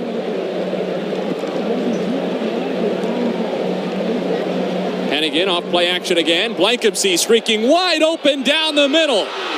47 yards. Hennigan to Blankensee. How about that for Seth Hennigan's first passing touchdown of the season? Memphis wanted explosive plays. How about that for an explosion? That's the kind of explosion you want. These are the type of plays that the Memphis Tigers really couldn't have last year because they really didn't have anybody to make them. And they said Blankensee was one of those players that they were going to count on to make these big explosive plays. And all it was simple play action. Simple play action that Demir run wide open. And you see just Hennigan gets in it, throws the ball, and just has to lay it up there perfectly. And Demir, he's in what I call the place of points, 6 points, it's a touchdown. Morgan adds the extra point. First touchdown pass for Seth Hennigan this season. It's 47 yards to Demir Blankensee, his first in the blue and gray. Busted coverage by Bethune. Seth Hennigan's not going to miss too many of those. Touchdown pass number 48 of his career.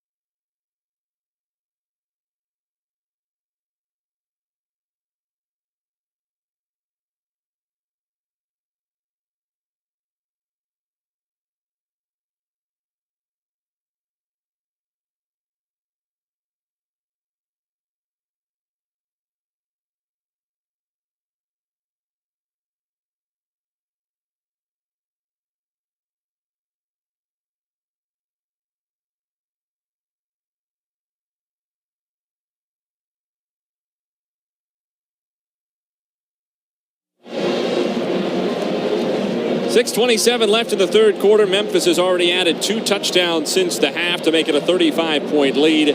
Just 4 plays, under 2 minutes to go, 78 yards, culminating in a career-long 47-yard catch for Demir Blankenship for the touchdown. A lot to like on the offensive side of the ball for the Tigers tonight, Doc. Oh, yeah, easy money. If you look at it, and look at the yardage they put up. 420 total yards right now, 266 passing yards. They run for 154 yards. That's what you like. But when I look at the rushing yards, I like the fact that both running backs they have a good yards per average every time they touch that rock. But Seth Hennigan getting what he wants. The receiver getting what they want. Defense not giving Bethune what they want. So it's just a not get what you want, get what you want type day, if that makes sense to you. Certainly, yeah. Okay. Yeah, sounds good in my head. Perfect sense, yeah. Sounds good in my head. Simmons is going to come right back out. To be fair, Bethune did put together 1 or 2 good things on that last drive, had a couple of positive plays, but there's just been very little for the Wildcats offense to hang their hat on to this point. Just 49 total yards in 2.5 quarters. Yeah, I mean, they really haven't made any major mistakes. It's just that they're outmanned. They're outmanned right now. Memphis is just the bigger, stronger, better football team. Basel in motion, gets the swing pass across the 30 out to the 32. Grad transfer from Washington State, who could have a couple of years of eligibility left. JoJo Basel from Naples, Florida. And that's a great positive play. Screen, catch it, get up the field, pick up 8 yards, almost move the chains. That's what you want to see, especially during this time with the game like this, and so far the hands see if players are going to continue to play hard. 2nd and 2 at the 33, and flags come out. Been a really clean game. We haven't seen a lot of penalties. False start. Offense number 66. 5-yard penalty. 2nd down. Memphis is used to playing clean football. The Tigers were one of the most rarely penalized teams in all of FBS last year. Only 4 penalties per game on average, 6th fewest in the country. Meanwhile, Bethune really struggled with penalties, and Raymond Woody Jr. said he wanted to clean that up. Wildcats have done it. That's just their 3rd penalty in this game for 10 total yards.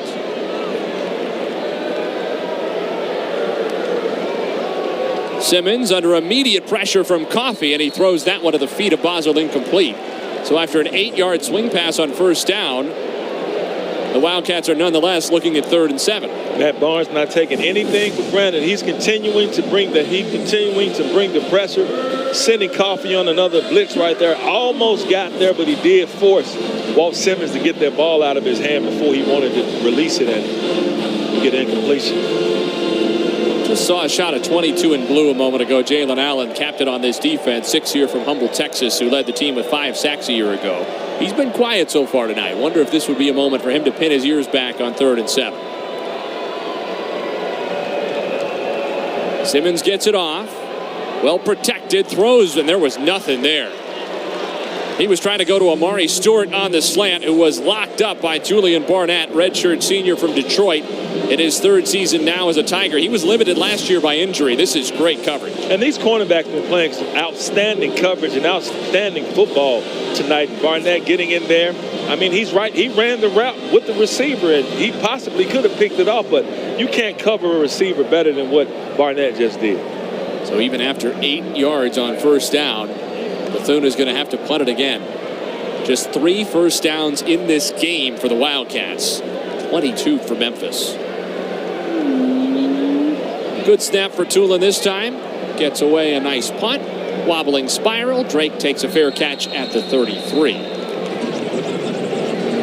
The Memphis defense just fantastic, Doc. Only 57 total yards against the Tigers. And they're pitching a shutout. Bethune-Cookman does have the 7 points on the board. That was on a pick 6. So the Memphis defense has not conceded a single point yet. No, they're doing exactly what they wanted to do. They wanted to come out this first game, show that this defense is a lot better than it was last year. I know Matt Barnes said he wanted his team to do better on 1st and 2nd downs. I think we've seen that tonight. He said he wanted his DBs to cover better because they lost a lot of man-to-mans and one-on-ones last year. I think we've definitely seen that tonight. So we've seen this Memphis Tigers defense put up the kind of performance that you want to put up in this first game, even though it's against, somebody you say you're supposed to beat. But the good thing about that, playing a team that you're supposed to beat, is that you do actually beat them, and you beat them bad. Sutton Smith in the backfield next to Seth Hennigan. Bussey in motion. Smith gets the carry up the middle, puts his foot in the ground, cuts close to the 40, where he's wrapped up and spun down at the 39-yard line after a gain of a half dozen. That's more what you were talking about in the first half from Sutton Smith. Make his one cut and get north-south. Exactly. Be more decisive, and he did it again right there, because when you are decisive, you make that one cut, you're not thinking, you have a better chance of picking up some positive yardage, and not only that, popping one and hitting one big, and you saw that right from Sutton Smith right there. 2nd and 4. Hennigan keeps it and throws it. Toski Dove is wide open. Toski Dove inside the 30, inside the 20. Dove swallowed up inside the 10. That's just a beautifully executed, beautifully drawn up play. You see Seth Hennigan, he fakes the handoff. That's the play action. Then he keeps it. So the defender is thinking, is he running? Can he run it? And he could have ran it, but Seth read it perfectly. He saw the defender coming up to him. He saw Toski Dove get behind the defense, pitches it to him, just tosses it to him perfectly, and a big gain. 55 yards from Hennigan to Dove. That 47-yarder from Hennigan to Blankenship didn't last long as the longest pass play of the year for the Tigers. Smith hesitates in the hole, and he swallowed up for a gain of maybe a yard. No gain, looks like it. 2nd and goal coming up from the 7. Hennigan now with 320 yards through the air, make it 321 for the game. The 11th time in his career he's gone over 300 yards passing already.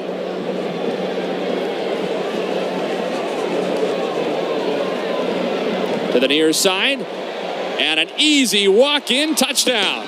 How about that design? Easy as you like for the number 7, Christian Carter. And that's a play that was called for Christian Carter. Just a quick little, basically a screen. You throw it to him. You get some blockers out there in front. He gets a great block. He makes a great decision, makes a cut, gets up the field, and no one there but himself and the paint from the end zone. And you can see it right here. Seth just really just a screen pass. Screen pass, throw it to him. You get the blocker out in front, and he walks in for an easy touchdown.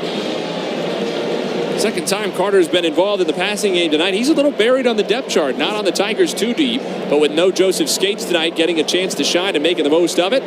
Morgan tacks on yet another extra point. Another 4-play drive for Memphis. This one 67 yards, again, under 2 minutes. This Tigers offense was more what you'd call methodical in the first half. This third quarter, they've shown the explosion. I mean, they are. And there it is again right there. It's just they're showing what they're capable of. They're showing all the different playmakers they have on this offense, and that's something Silverfield said he wanted to showcase. He said that Tiger fans were going to see a show on Saturday, and right now, Tiger fans are getting a show. He's showing these different weapons he has, and he wants to show them off because he knows in order to win the AAC, he's going to need all these players to step up. And you have a lot of these players getting some experience, some playing time experience tonight, guys you're going to be counting on. So this Tigers offense has looked extremely efficient, like you said, in this third quarter.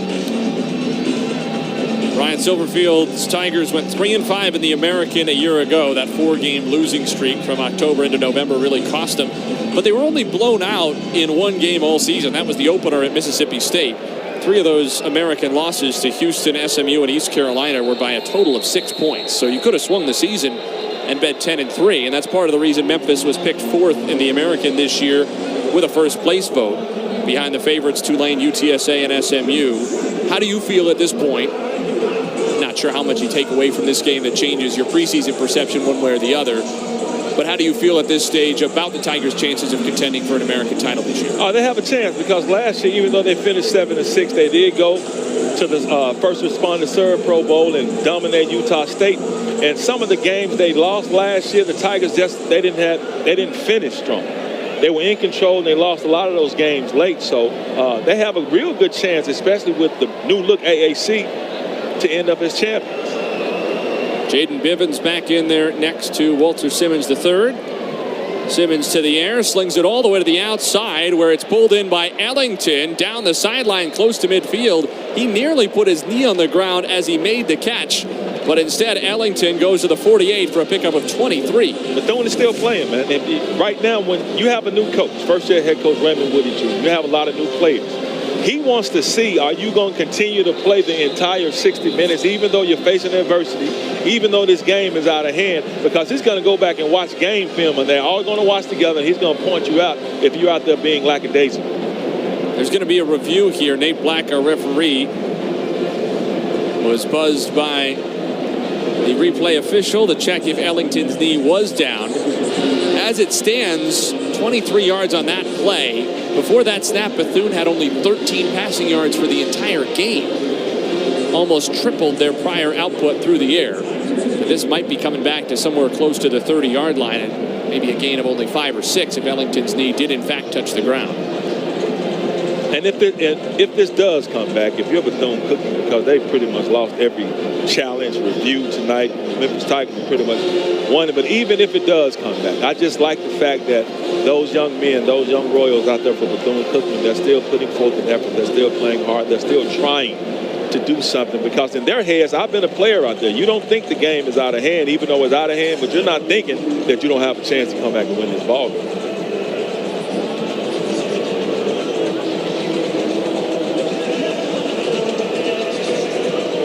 So Nate Black over there getting a look. And a chance to see it from this angle. Looked to me like a knee is down. His knee is definitely down. Pass was complete with the runner's knee down to the 30-yard line. It will be second down. It's a shame for Ellington and Bethune. Instead of 23 yards, it's a pickup of just 5. It'll be second down and 5 now coming up for the Wildcats. Simmons has a little more arm talent than I expected, though, based on our conversation with Raymond Woody Jr. He's been able to sling it out there. That's a long throw, and he made it on the line. It is. I mean, I think, you know, it's probably the accuracy, but as you said, he showed some great accuracy right there, and especially specifically in the first half on a long ball. So he's shown some flashes. Simmons again to the air, and that is way off the mark in the direction of Tink Boyd, the grad transfer from Virginia Tech. We cursed him. Yeah, and those sidearm motion, man. That sidearm motion he has going on, and you watch it. The defender was right there. Looked like he could have got a hand on it, but that little sidearm motion, he just missed it. I mean, he just missed it. That's one of the ones he just missed. Third down has not been kind to either offense, really, but in particular to Bethune. 3rd and 5. Tigers bring 4. Good out route complete to Dakari Allen Johnson, who's popped after picking up the first down, and a flag comes in at the end of the play. This could well be a 15-yarder. No, it's going to be offensive pass interference based on the initial indication against Bethune. What a shame on what looked like a well-executed route. What's a little rub route? He's out there with another receiver, and the other receiver is interference on the defensive back. That's why he was able to come so wide. Pass interference. Offense, number 4. 15-yard penalty, 3rd down. Ellington gets the penalty. So instead of a Bethune first down, Wildcats have to back up 15 yards from the previous spot. Well, it looks like Davino started blocking while the ball was still in the air, and that's exactly what he was doing. They were trying to clear out for him, and yeah, it was a pick play, but you can't engage in blocking while the ball is still in the air. So it's an obvious call. It's right in front of everyone. Memphis way off the line on 3rd and 20. Simmons steps up, runs away from Ellison. He was past the line of scrimmage when he threw that ball. It's incomplete either way, and there comes the flag. I would imagine Memphis will be content with the result of the play either way. Simmons looked like he was around the 16-yard line when he let that ball go. Line of scrimmage was exactly the 15. But I like the discipline of Bryce Edmondson. He could have easily laid into Simmons and it would have been a penalty, but he laid off of him. That's why Memphis is one of the least penalized teams last year, because of making smart plays like that, a play that wasn't a play, because he did lay off of him when somebody else would have had the tendency to want to take a shot at the quarterback. It's such a challenge, especially with the physicality preached to defensive players, to be engaged like that and then still pull up at the last moment. Illegal 4 pass. Offense, number 8. 5-yard penalty from the spot of the foul. Includes a loss of down. It's 4th down. So a 5-yard penalty, and again a loss of down on a 3rd down penalty for Bethune. That happened early on in the game as well. So the Wildcats will be punting from deep in their own territory. It's effectively a 4-yard penalty because they assessed it from the spot of the foul. Hey, did you hear you got some good net mics now. They're like somebody was getting pinched. They were screaming so hard. He was probably mad at the call. Did you hear that? He was trying to show his lungs. Tulane to punt. Drake is standing right at midfield. Going to have a chance at a return. Kobe Drake steps out of a tackle, has a little room, and run down to the 41. Kobe Drake has been good as Memphis's punt returner early on in this season.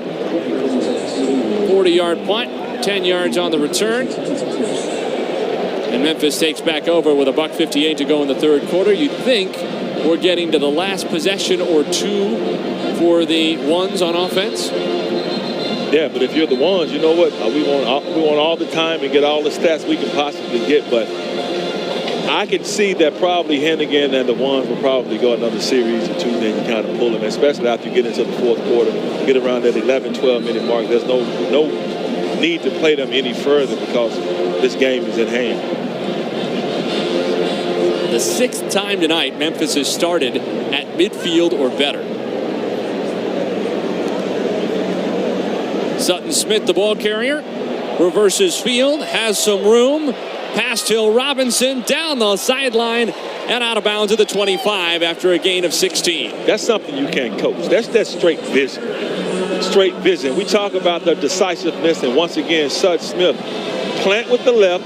He sees the cutback, takes the cutback, but it's one thing to see the cutback and be able to get to it. He gets to it, gets into space, and gets a big yardage carry. Very impressive run by Sutton. 13 carries, 89 yards for Smith. Gets it again, and he's got the Tigers knocking on the door of the red zone after 4 more.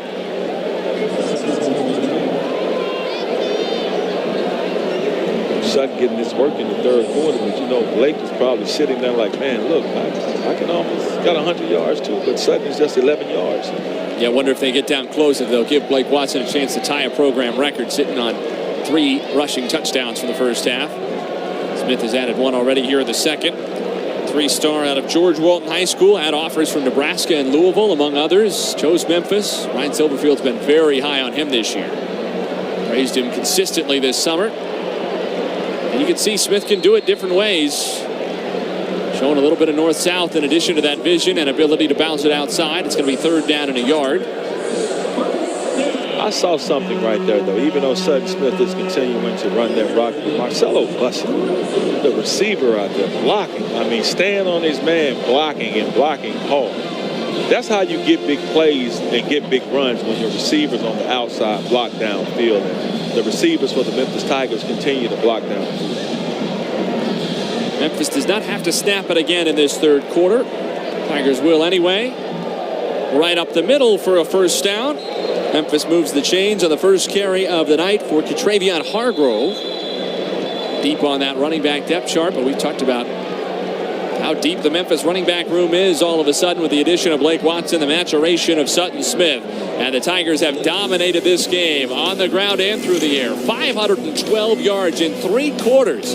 Memphis puts up 3 touchdowns in the 3rd and leads it by 42.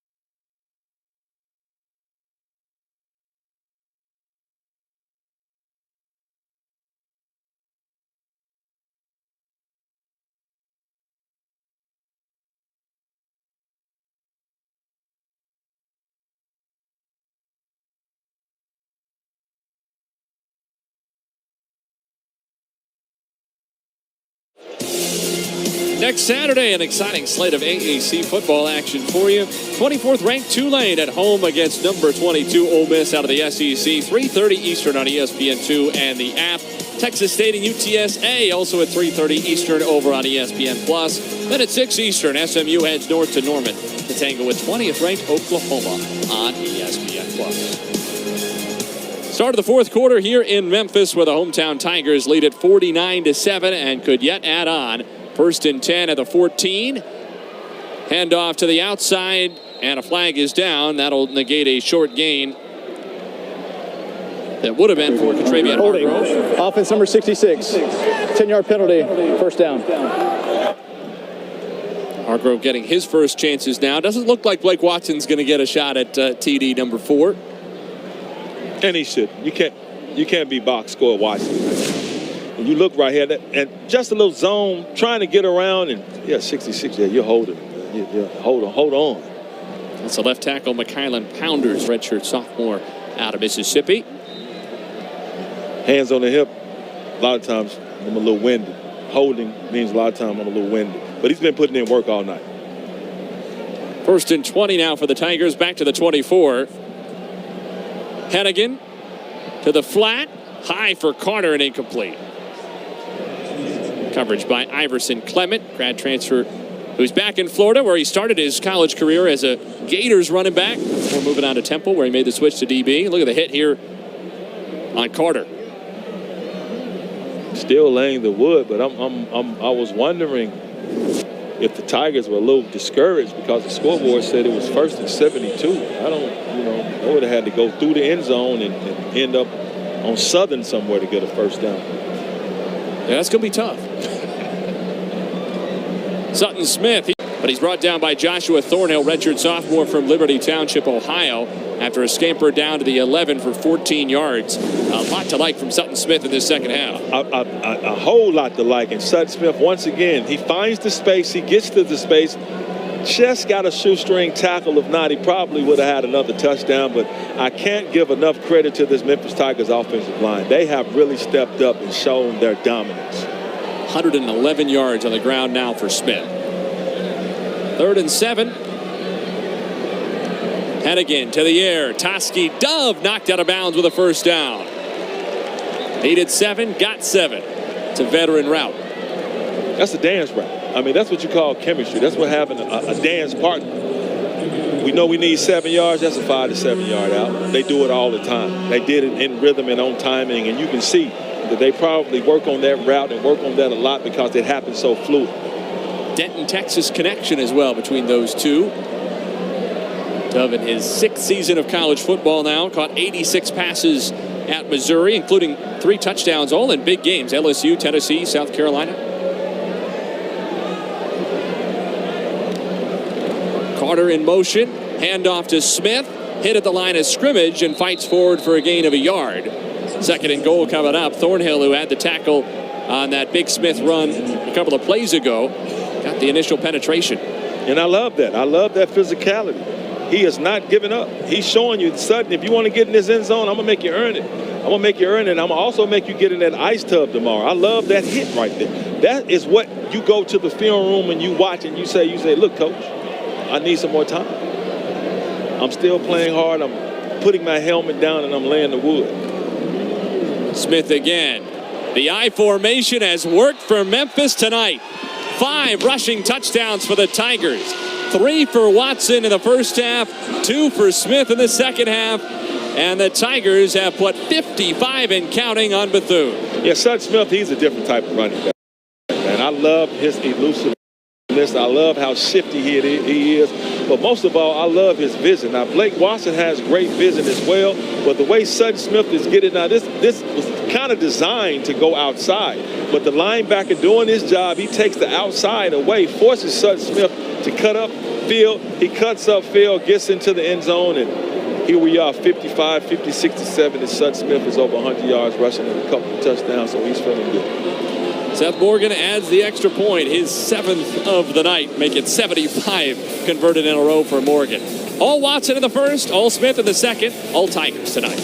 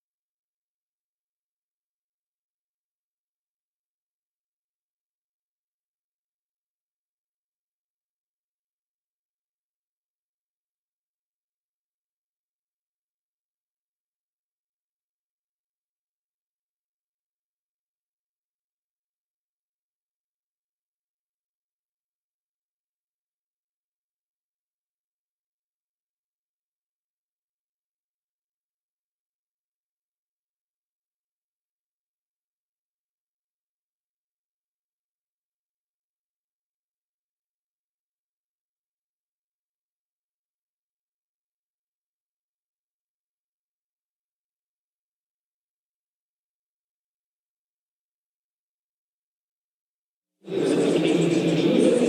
lights are always brighter on opening night, Doc, but the Tigers have not shied away. It was more of a methodical first half, but Memphis has scored 4 touchdowns in not even 17 and a half minutes in the second half. Left no doubt tonight. Well, Memphis doing exactly what they were expected to do. They were expected to win this game. This game was scheduled so they can win this game, and they've come out and shown that they have a propensity to winning big. It's not the fact that they're winning this game, it's how they're winning this game. It's just straight domination, man. I mean, 63 total yards. They're still a division, a high division level football team. SWAC it's a nice conference, man. I mean, Bethune-Cookman is picked to finish last, and I think the East of SWAC, but still, to come out and to dominate a team like this is what you want to see if you're Ryan Silverfoot. But Coach Woody, he don't want to lose his first game like this. But I know he wants to see and watch his players to see which ones are going to continue to fight. Bethune is going to make the change at quarterback that we might have expected before this. Luke Sprague, redshirt junior from Springfield, Pennsylvania, who spent last season at Nassau Community College on Long Island, where he threw for more than 2,300 yards and 21 touchdowns in 10 games. Going to get his chance now at the helm of the Wildcats attack. I'm just glad we get a chance to use that beautiful graphic, man. Sprague under pressure right away, and he is dropped. Jalen Joyner was the one who ultimately put him down. Welcome to FBS, Luke Sprague. Well, the thing about it, Luke Sprague joins the game, and Jalen Joyner says, look, I'm really going to show you what to join. I mean, this is almost assault. This is almost a misdemeanor assault. See, in Shelby County, they give you 11 months and 29 days for that if you did it on the street, but on the football field, it's all good. So I'm just glad that he's not hurt. But that was extremely aggressive. Jalen Joyner, my God. What do they say? Location. Exactly. Sprague had his helmet come off, so he's got to come out for a play. So Simmons right back out there. Swings it out to Terry Lindsay, who's upended in the backfield by Davion Ross. One in blue was the man who had the initial penetration on the prior play that forced Sprague to spin right into the waiting arms of Joyner. This time Ross gets his tackle. It's some football being played out there, man. It's good to see Sprague back in there. And man, well, let him throw it, man. 3rd and 16 for Sprague. Play clock, I don't think, reset properly. It shouldn't already be at 0. This is going to be a delay of game against Bethune, it would appear, but there's no way 40 seconds had come off since that last play.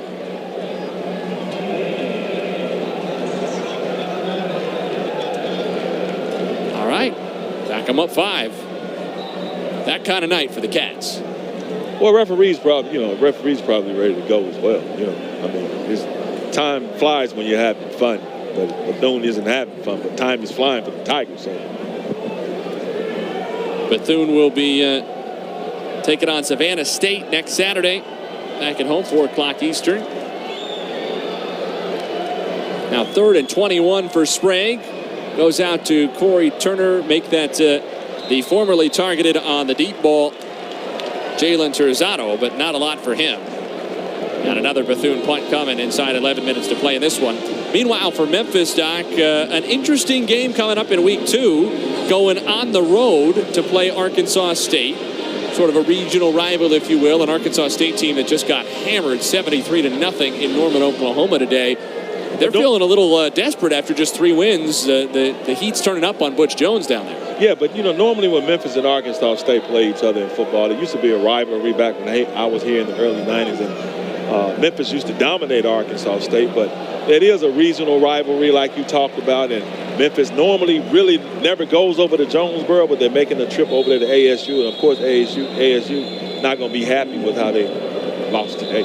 Yeah, so sort of an interesting entanglement. Then back home against Navy the following week before what could be a really intriguing game, especially if it features 2 3-0 teams against Missouri at the formerly Edward Jones Dome in St. Louis in week 4. I still call it the TWA. I forgot. There's no KO foul for KCI.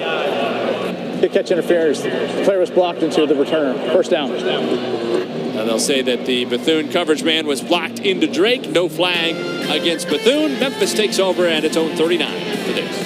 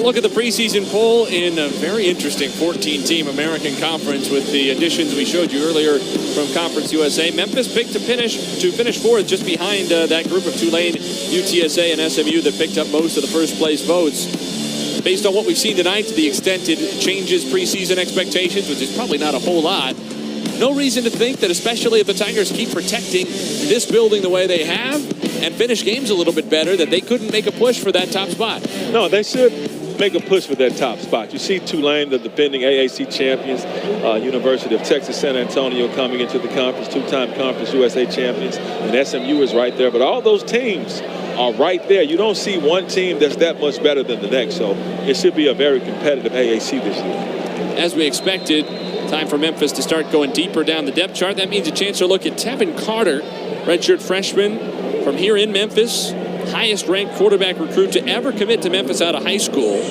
He was an Elite 11 finalist, had offers, 24 of them, which included LSU, Michigan, Tennessee, a bunch of other big names. And a chance for him to get a little run under the lights in his hometown.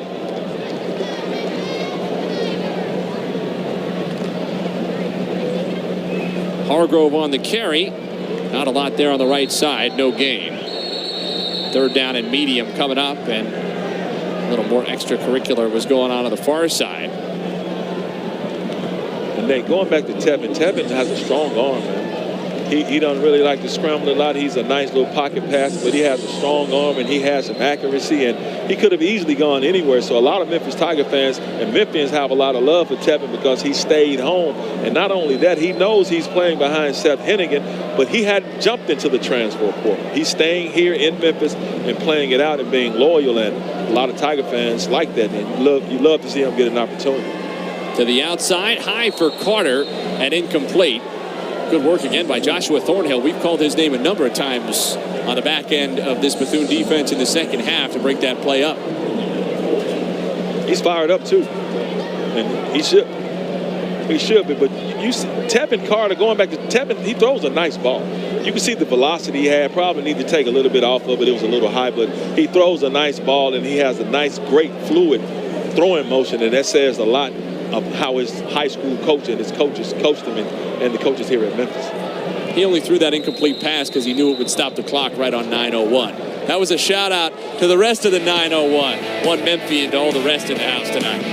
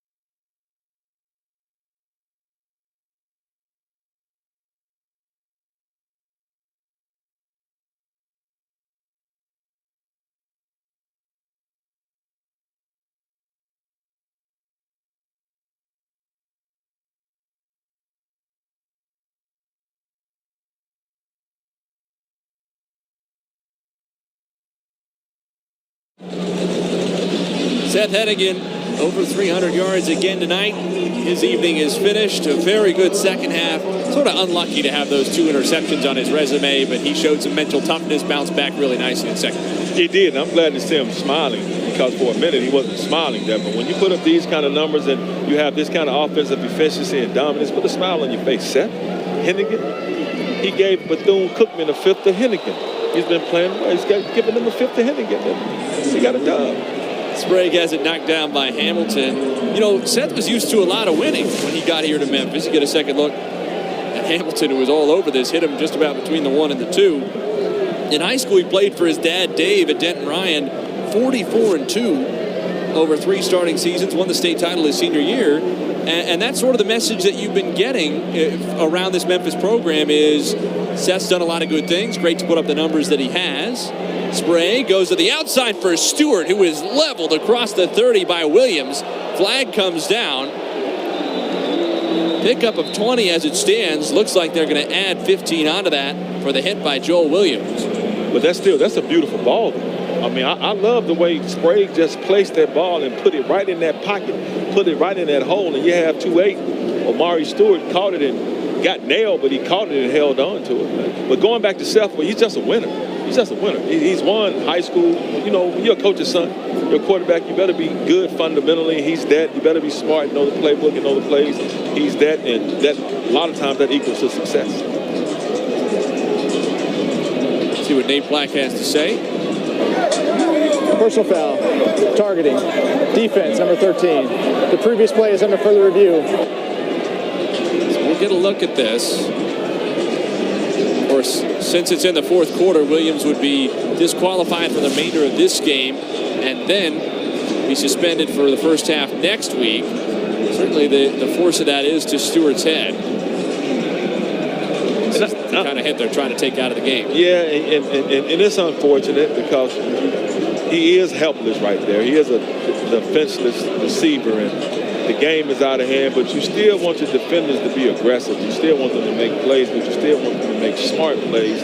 So I understand that. I'm just glad that the receiver isn't hurt, but now you're out of the game, and you got a targeting penalty, and you're going to affect yourself going forward, at least for the next one. And there are a couple indicators of targeting you're looking for usually, leading with the crown of the helmet and then contacting the head or neck area. And Williams does both here. That's the bottom or the top of his helmet, as it were, going straight into the side of Amari Stewart's helmet, who did really well to hang on there. Yeah, and you look at the definition of targeting. To me, that's definitely it, because he led with his helmet.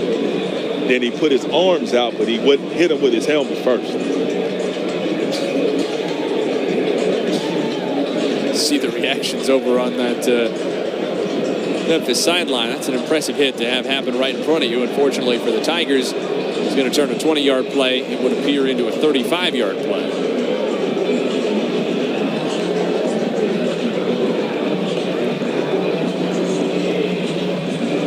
That would push the ball out to the Bethune-Cookman 46. The Wildcats still have not yet been past midfield in this game. But I still give Amari Stewart all the credit in the world, man, for holding on to that ball, because he took a hard hit. The bad news in this game for Bethune, obviously to be down 56-7, but you can't imagine Raymond Woody Jr. came into this game thinking deep down that the Wildcats were likely to win it. The really bad news, I think, is if I were a Bethune-Cookman fan, I'm not sure I feel there's a much more definitive answer at quarterback going into next week against Savannah State than there was coming into this game. And that's a great point, because who is the quarterback? I mean, Walter Simmons, they got 78 total yards, 39 passing yards. Now, Savannah State isn't going to have a defense like the Memphis Tigers, but you still want to know, because if Walter Simmons came into our pregame meetings, right, as the third quarterback, what happened to where he's the starter and Luke Sprague doesn't come in now until the 4th quarter, and you have Tyleek, who we haven't seen. So what happened that propelled him from being the third quarterback to the starter? So now going forward, if I'm Bethune-Cookman fans, I'm wondering too, what are we looking like in the quarterback position? Because I don't know, Memphis Tigers defense, outstanding game, but when you look at it on stats, Walter Simmons, there's only so much he can do. To that point, Sprague has already thrown for more yards than Simmons did. 21 for Sprague, 18 for Simmons on 18 attempts. Surprised this took After so further long. review, there is no foul for targeting. It's first down. Bethune-Cookman. Like I said, Nate, that's not targeting. No, Exactly. We had it all along. No, but we're going to get one more look at this. I don't know that it's going to help me a whole lot. Stewart's kind of bending his knees and going down a little bit. Maybe that's what they're calling, that Williams otherwise would have been targeting the chest, and it was just unlucky that Stewart's helmet came down like that. But I think Joel Williams is fortunate to still be on the field here. No, extremely fortunate, and I'm glad for him, because you don't want to get put out the game for targeting right now in this kind of situation, especially with the game on the game like this. Same spot, and Williams goes after Stewart again, and the flag comes right back out. Did you enjoy that lengthy review? The good news is here we go again. Bethune went right back to the well. The throw was in the same spot, and Williams went after Stewart. There are 3 flags, could be 2 fouls. Personal foul, targeting, defense, number 2. The previous play is under further review. The interesting thing here, Doc, is even if they don't call this targeting, that might have been pass interference as well. Looked like Williams might have beat the ball that time. Not only that, and unnecessary roughness, personal foul, a whole lot of things could have been called right there. But with this game being the way it is, I can't take anything away from these DBs, man. They're coached up and taught to be physical and play physical, and that's the kind of football I like. You know, not targeting. They didn't have targeting in my day. It was just is what it is. But even right here, just taking a look at this, and yeah, he said targeting on number 2. That can't be targeting on, because that's football. That's the kind of play you want to make. It's just all arms and forearms and hands. So maybe he just called the wrong number when he said 2, because it was Joel Williams again. But that's definitely not targeting. No, it doesn't look like it. That's the epitome of football. Probably still was interference. Even then, the ball was getting there about the same time. Definitely wouldn't think this is targeting. Watch us be wrong. After further review, there is no foul for targeting. Second down. We're 1 for 2. 500 average will get you in the Hall of Fame. We are. You know, the ref looks like he's been working out too, so he probably wants everybody to see. He wants screen time, man. You know what I mean? It's been a greatly officiated game, you know, but he's been working out, man. So, you know, maybe that's why we get these back-to-back. You know what? I can appreciate it. There haven't been a lot of penalties. He hadn't gotten a lot of chances. 2nd and 10. Sprague against a 4-man rush. On the run. Floats it out of bounds. It'll be 3rd and 10 coming up for Bethune-Cookman.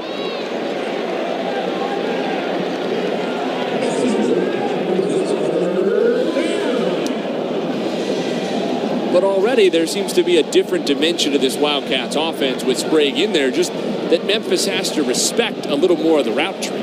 Well, if you're a DB, you're like, okay, I know they're probably going to throw the ball, so I can get some opportunities to make some hits and make some plays. But you know, you got 2 different quarterbacks in with 2 totally different personalities and abilities, and you know Sprague is not going to run it. He's going to throw it, and he want to pick up some yards, and they want to try to pick up some points. So now you can just rush, and the back end can cover, like the Tigers just did, and they get a sack on him, because you know he can't move out of the way. Oh, he got it away. The ball came out of there. Bivens ended up with it. We'll have to get a second look at how that ball got from Sprague to Bivens. And maybe it was a little shovel pass at the last moment. Maybe it was a fumble. Yeah, it just came. It was knocked out of his hands. Fox making another great play, just knocked it out of his hand, and you got Bivens, not from Bell, Bivens and DeVoe. You got Bivens right there to pick it up and make something positive out of something negative. But yeah, the ball Sprague probably wondering, Coach, why you put me in the game? Because it's been rough since he got in there. Tulins puts it in the air. Fair catch called for immediately by Joseph Skates. That was 6 back there. Make that Blankupsy number 0, who's deep for Memphis. Tigers take over deep in their own territory next.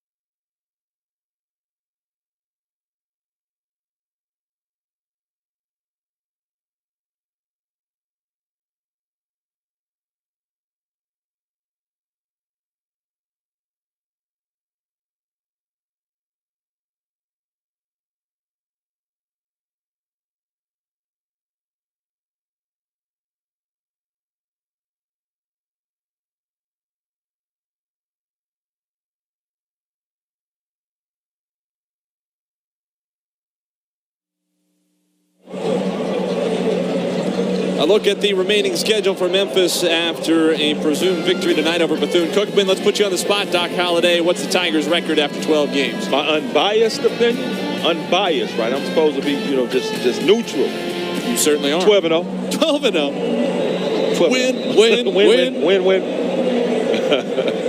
Tevin Carter back in at quarterback for Memphis. On the keeper, has a little seam across the 15.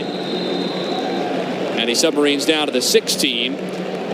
What are the games you would be most concerned about? There's still going to be wins, of course, but maybe close ones. Tulane, of course. Tulane is tough. They've turned that program around the last couple of years, so you always have to be worried about them.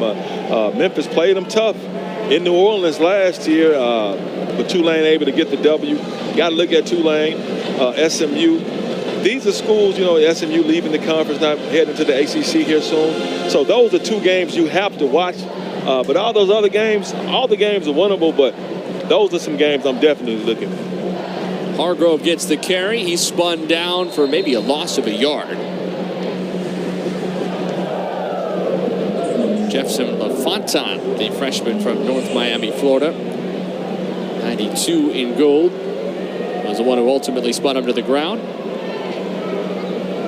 Memphis has run the ball 38 times for 218 yards tonight. That's tough. Just under 6 yards a carry for the Tigers. See if Carter gets a chance to complete a pass. 0 for 1 so far. Back to the air, and it's complete to Carter. Tevin Carter to Christian Carter. Out to the 25, a gain of 9. Sets up third down and manageable now for Memphis. And I tell you, Tevin Carter, he shows some things. He has great body control. Right there, you see him rolling out, throwing against his body, but he's still able to square his shoulders and throw a nice, accurate ball out to the second Carter. And this is what you want to see. You want to see Tevin Carter get some reps because if he runs Silverfield, you never know if Seth Hennigan can stay healthy the entire season, which he has been able to do a good job of that, but you want to have your backup quarterback ready and have some experience. Hargrove hit immediately on the handoff in the backfield and driven backward. More penetration. This time it was led by 98 in gold, another anonymous player according to the roster we were given. Makes them tough to block. They're invisible out there. A lot of times when you make plays like that and it's like that impressive, you just call them by the number anyway. It's better. You be like, that's 9-8. No, that's 9-8. Did you see what? That's 9-8 right there. You don't even give them. You don't even say their name. You said that's 9-8. 9-8 just made a heck of a play. Turned back on 3rd and 2. Memphis punt from Reed Bauer. And Bethune will start at its own 41-yard line. Get a look at some of the realignment going on around college football. There is a lot. BYU, Cincinnati, Houston, and UCF heading to the Big 12. They'll be joined by those 4 from the Pac-12, the Arizona schools, Colorado, and Utah next season. Of course, we have the 6 schools we talked about earlier joining the American, and then that more movement, including Oklahoma and Texas, to the SEC. 4 West Coast schools joining the Big 10. And just recently announced Cal, Stanford, and an American school, SMU, joining the ACC. That SMU one in particular going to stick in the craw of Memphis fans. Already no love lost for SMU, and just turns up the heat a little bit on what the Tigers are going to do, what it's going to look like for them moving forward in this brave new world of college athletics. Of course, you have SMU leaving, going to the ACC. Of course, the Memphis Tigers have been trying to join in these conversations. So SMU jumping out of the American Athletic Conference and SMU going to the ACC. So, of course, when they face each other, it's already tough every time they play one another anyway. So it's some added fuel to the fire when these two teams face off and see one another.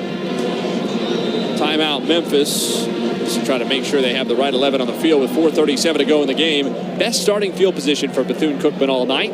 Off the hands of Basel. He ultimately pulled it in. Would have been better off not doing so.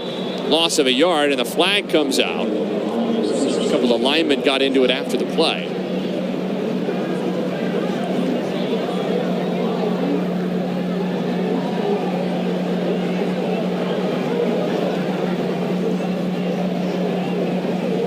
Nate Black has to sort this one out.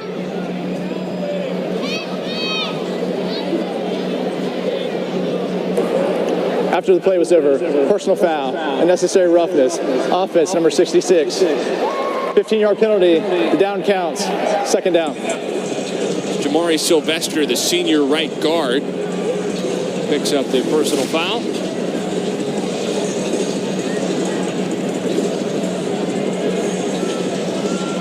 And it's back behind the play. That's what you don't see there. Is it was a couple of linemen who were into one another back around the original line of scrimmage. Basel on the delay, and he is dropped close to the 30.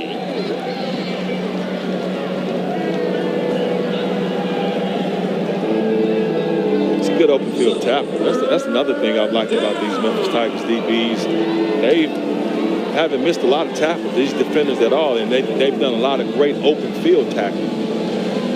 Cameron Miller, redshirt freshman out of Memphis Academy of Health Sciences. Transfer from Tennessee. His dad played here at Memphis. It's a legacy. Third and long, Basel again. Not a whole lot there. Both coaches talked about tackling, not surprising at all. Everybody, first game, wants to block and tackle. Inside 3.5 minutes to go. All Memphis tonight. Guys will turn to next Saturday night's action in Jonesboro against Arkansas State. 7 Eastern, 6 Central to kickoff. And we'll have it for you here, of course, on ESPN+. I would expect the Tigers to come out on this next offensive drive, hand it off a couple times, possibly pick up the first down and milk this clock. Because I guarantee you, Matt Barnes and that defense, they want to end this game by keeping Bethune-Cookman under 100 total yards. That just looks good. I mean, it just looks great. Not often you can hold a team to, at the moment, 91 Bethune yards. Now it's time to get a look at our player of the game this evening. Brought to you by Geico, proud partner of the American. Haven't seen him for a while, so you might have forgotten, but Blake Watson torched the first half, 3 touchdowns, the first Tiger to do that in a half in some 6 years. And it's great because Geico is one of those great insurance companies, and Blake Watson is great insurance for Seth Hennigan to have. If the passing game isn't going that well, Blake Watson having an outstanding game. 10 carries, 75 yards, 3 touchdowns. His first game in a Memphis Tiger blue and gray uniform. So Blake Watson letting it be known he is here and he is the man 7 yards behind the line of scrimmage. Pretty solid debut for the transfer from Old Dominion. And Memphis will be back on the ball from its own 17-yard line with 2:55 to go. Ryan Silverfield's squad will go to 1-0 and turn their attention to Arkansas State next week. To your point about the total offense for Bethune, and we'll see if Memphis can pick up a couple of first downs here and potentially end the game without having to give the ball back to the Wildcats. Handoff to Hargrove, who stutter steps and gets across the 20 out to the 23 for 6. The last time Memphis held an opponent under 100 total yards was 2015 when SMU was held to 97 yards against the Tigers. Wow, that long ago? Yeah, see how rare it is. So, of course, you know the way the defense struggled at times last season. Defense coordinator Matt Barnes would love to be able to have that stat happen here tonight so that his defenders can have their confidence going into next week's game at Arkansas State. 2nd and 4. Up the middle, this time very little there. Hargrove is stacked up.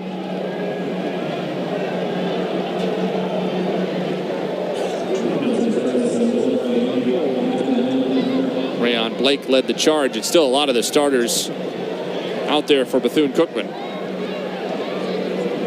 9-8 still out there, too. 9-8. Yeah, we love him. 9-8 still out. He's still out there, too. That's our second Geico player of the game. 9-8. 9-8, man. 9-8. Like, who made that play? 9-8. That's all you need. That's all you need. It's 9-8. 3rd down and 4. Carter fumbled it, and Bethune-Cookman has a second defensive touchdown.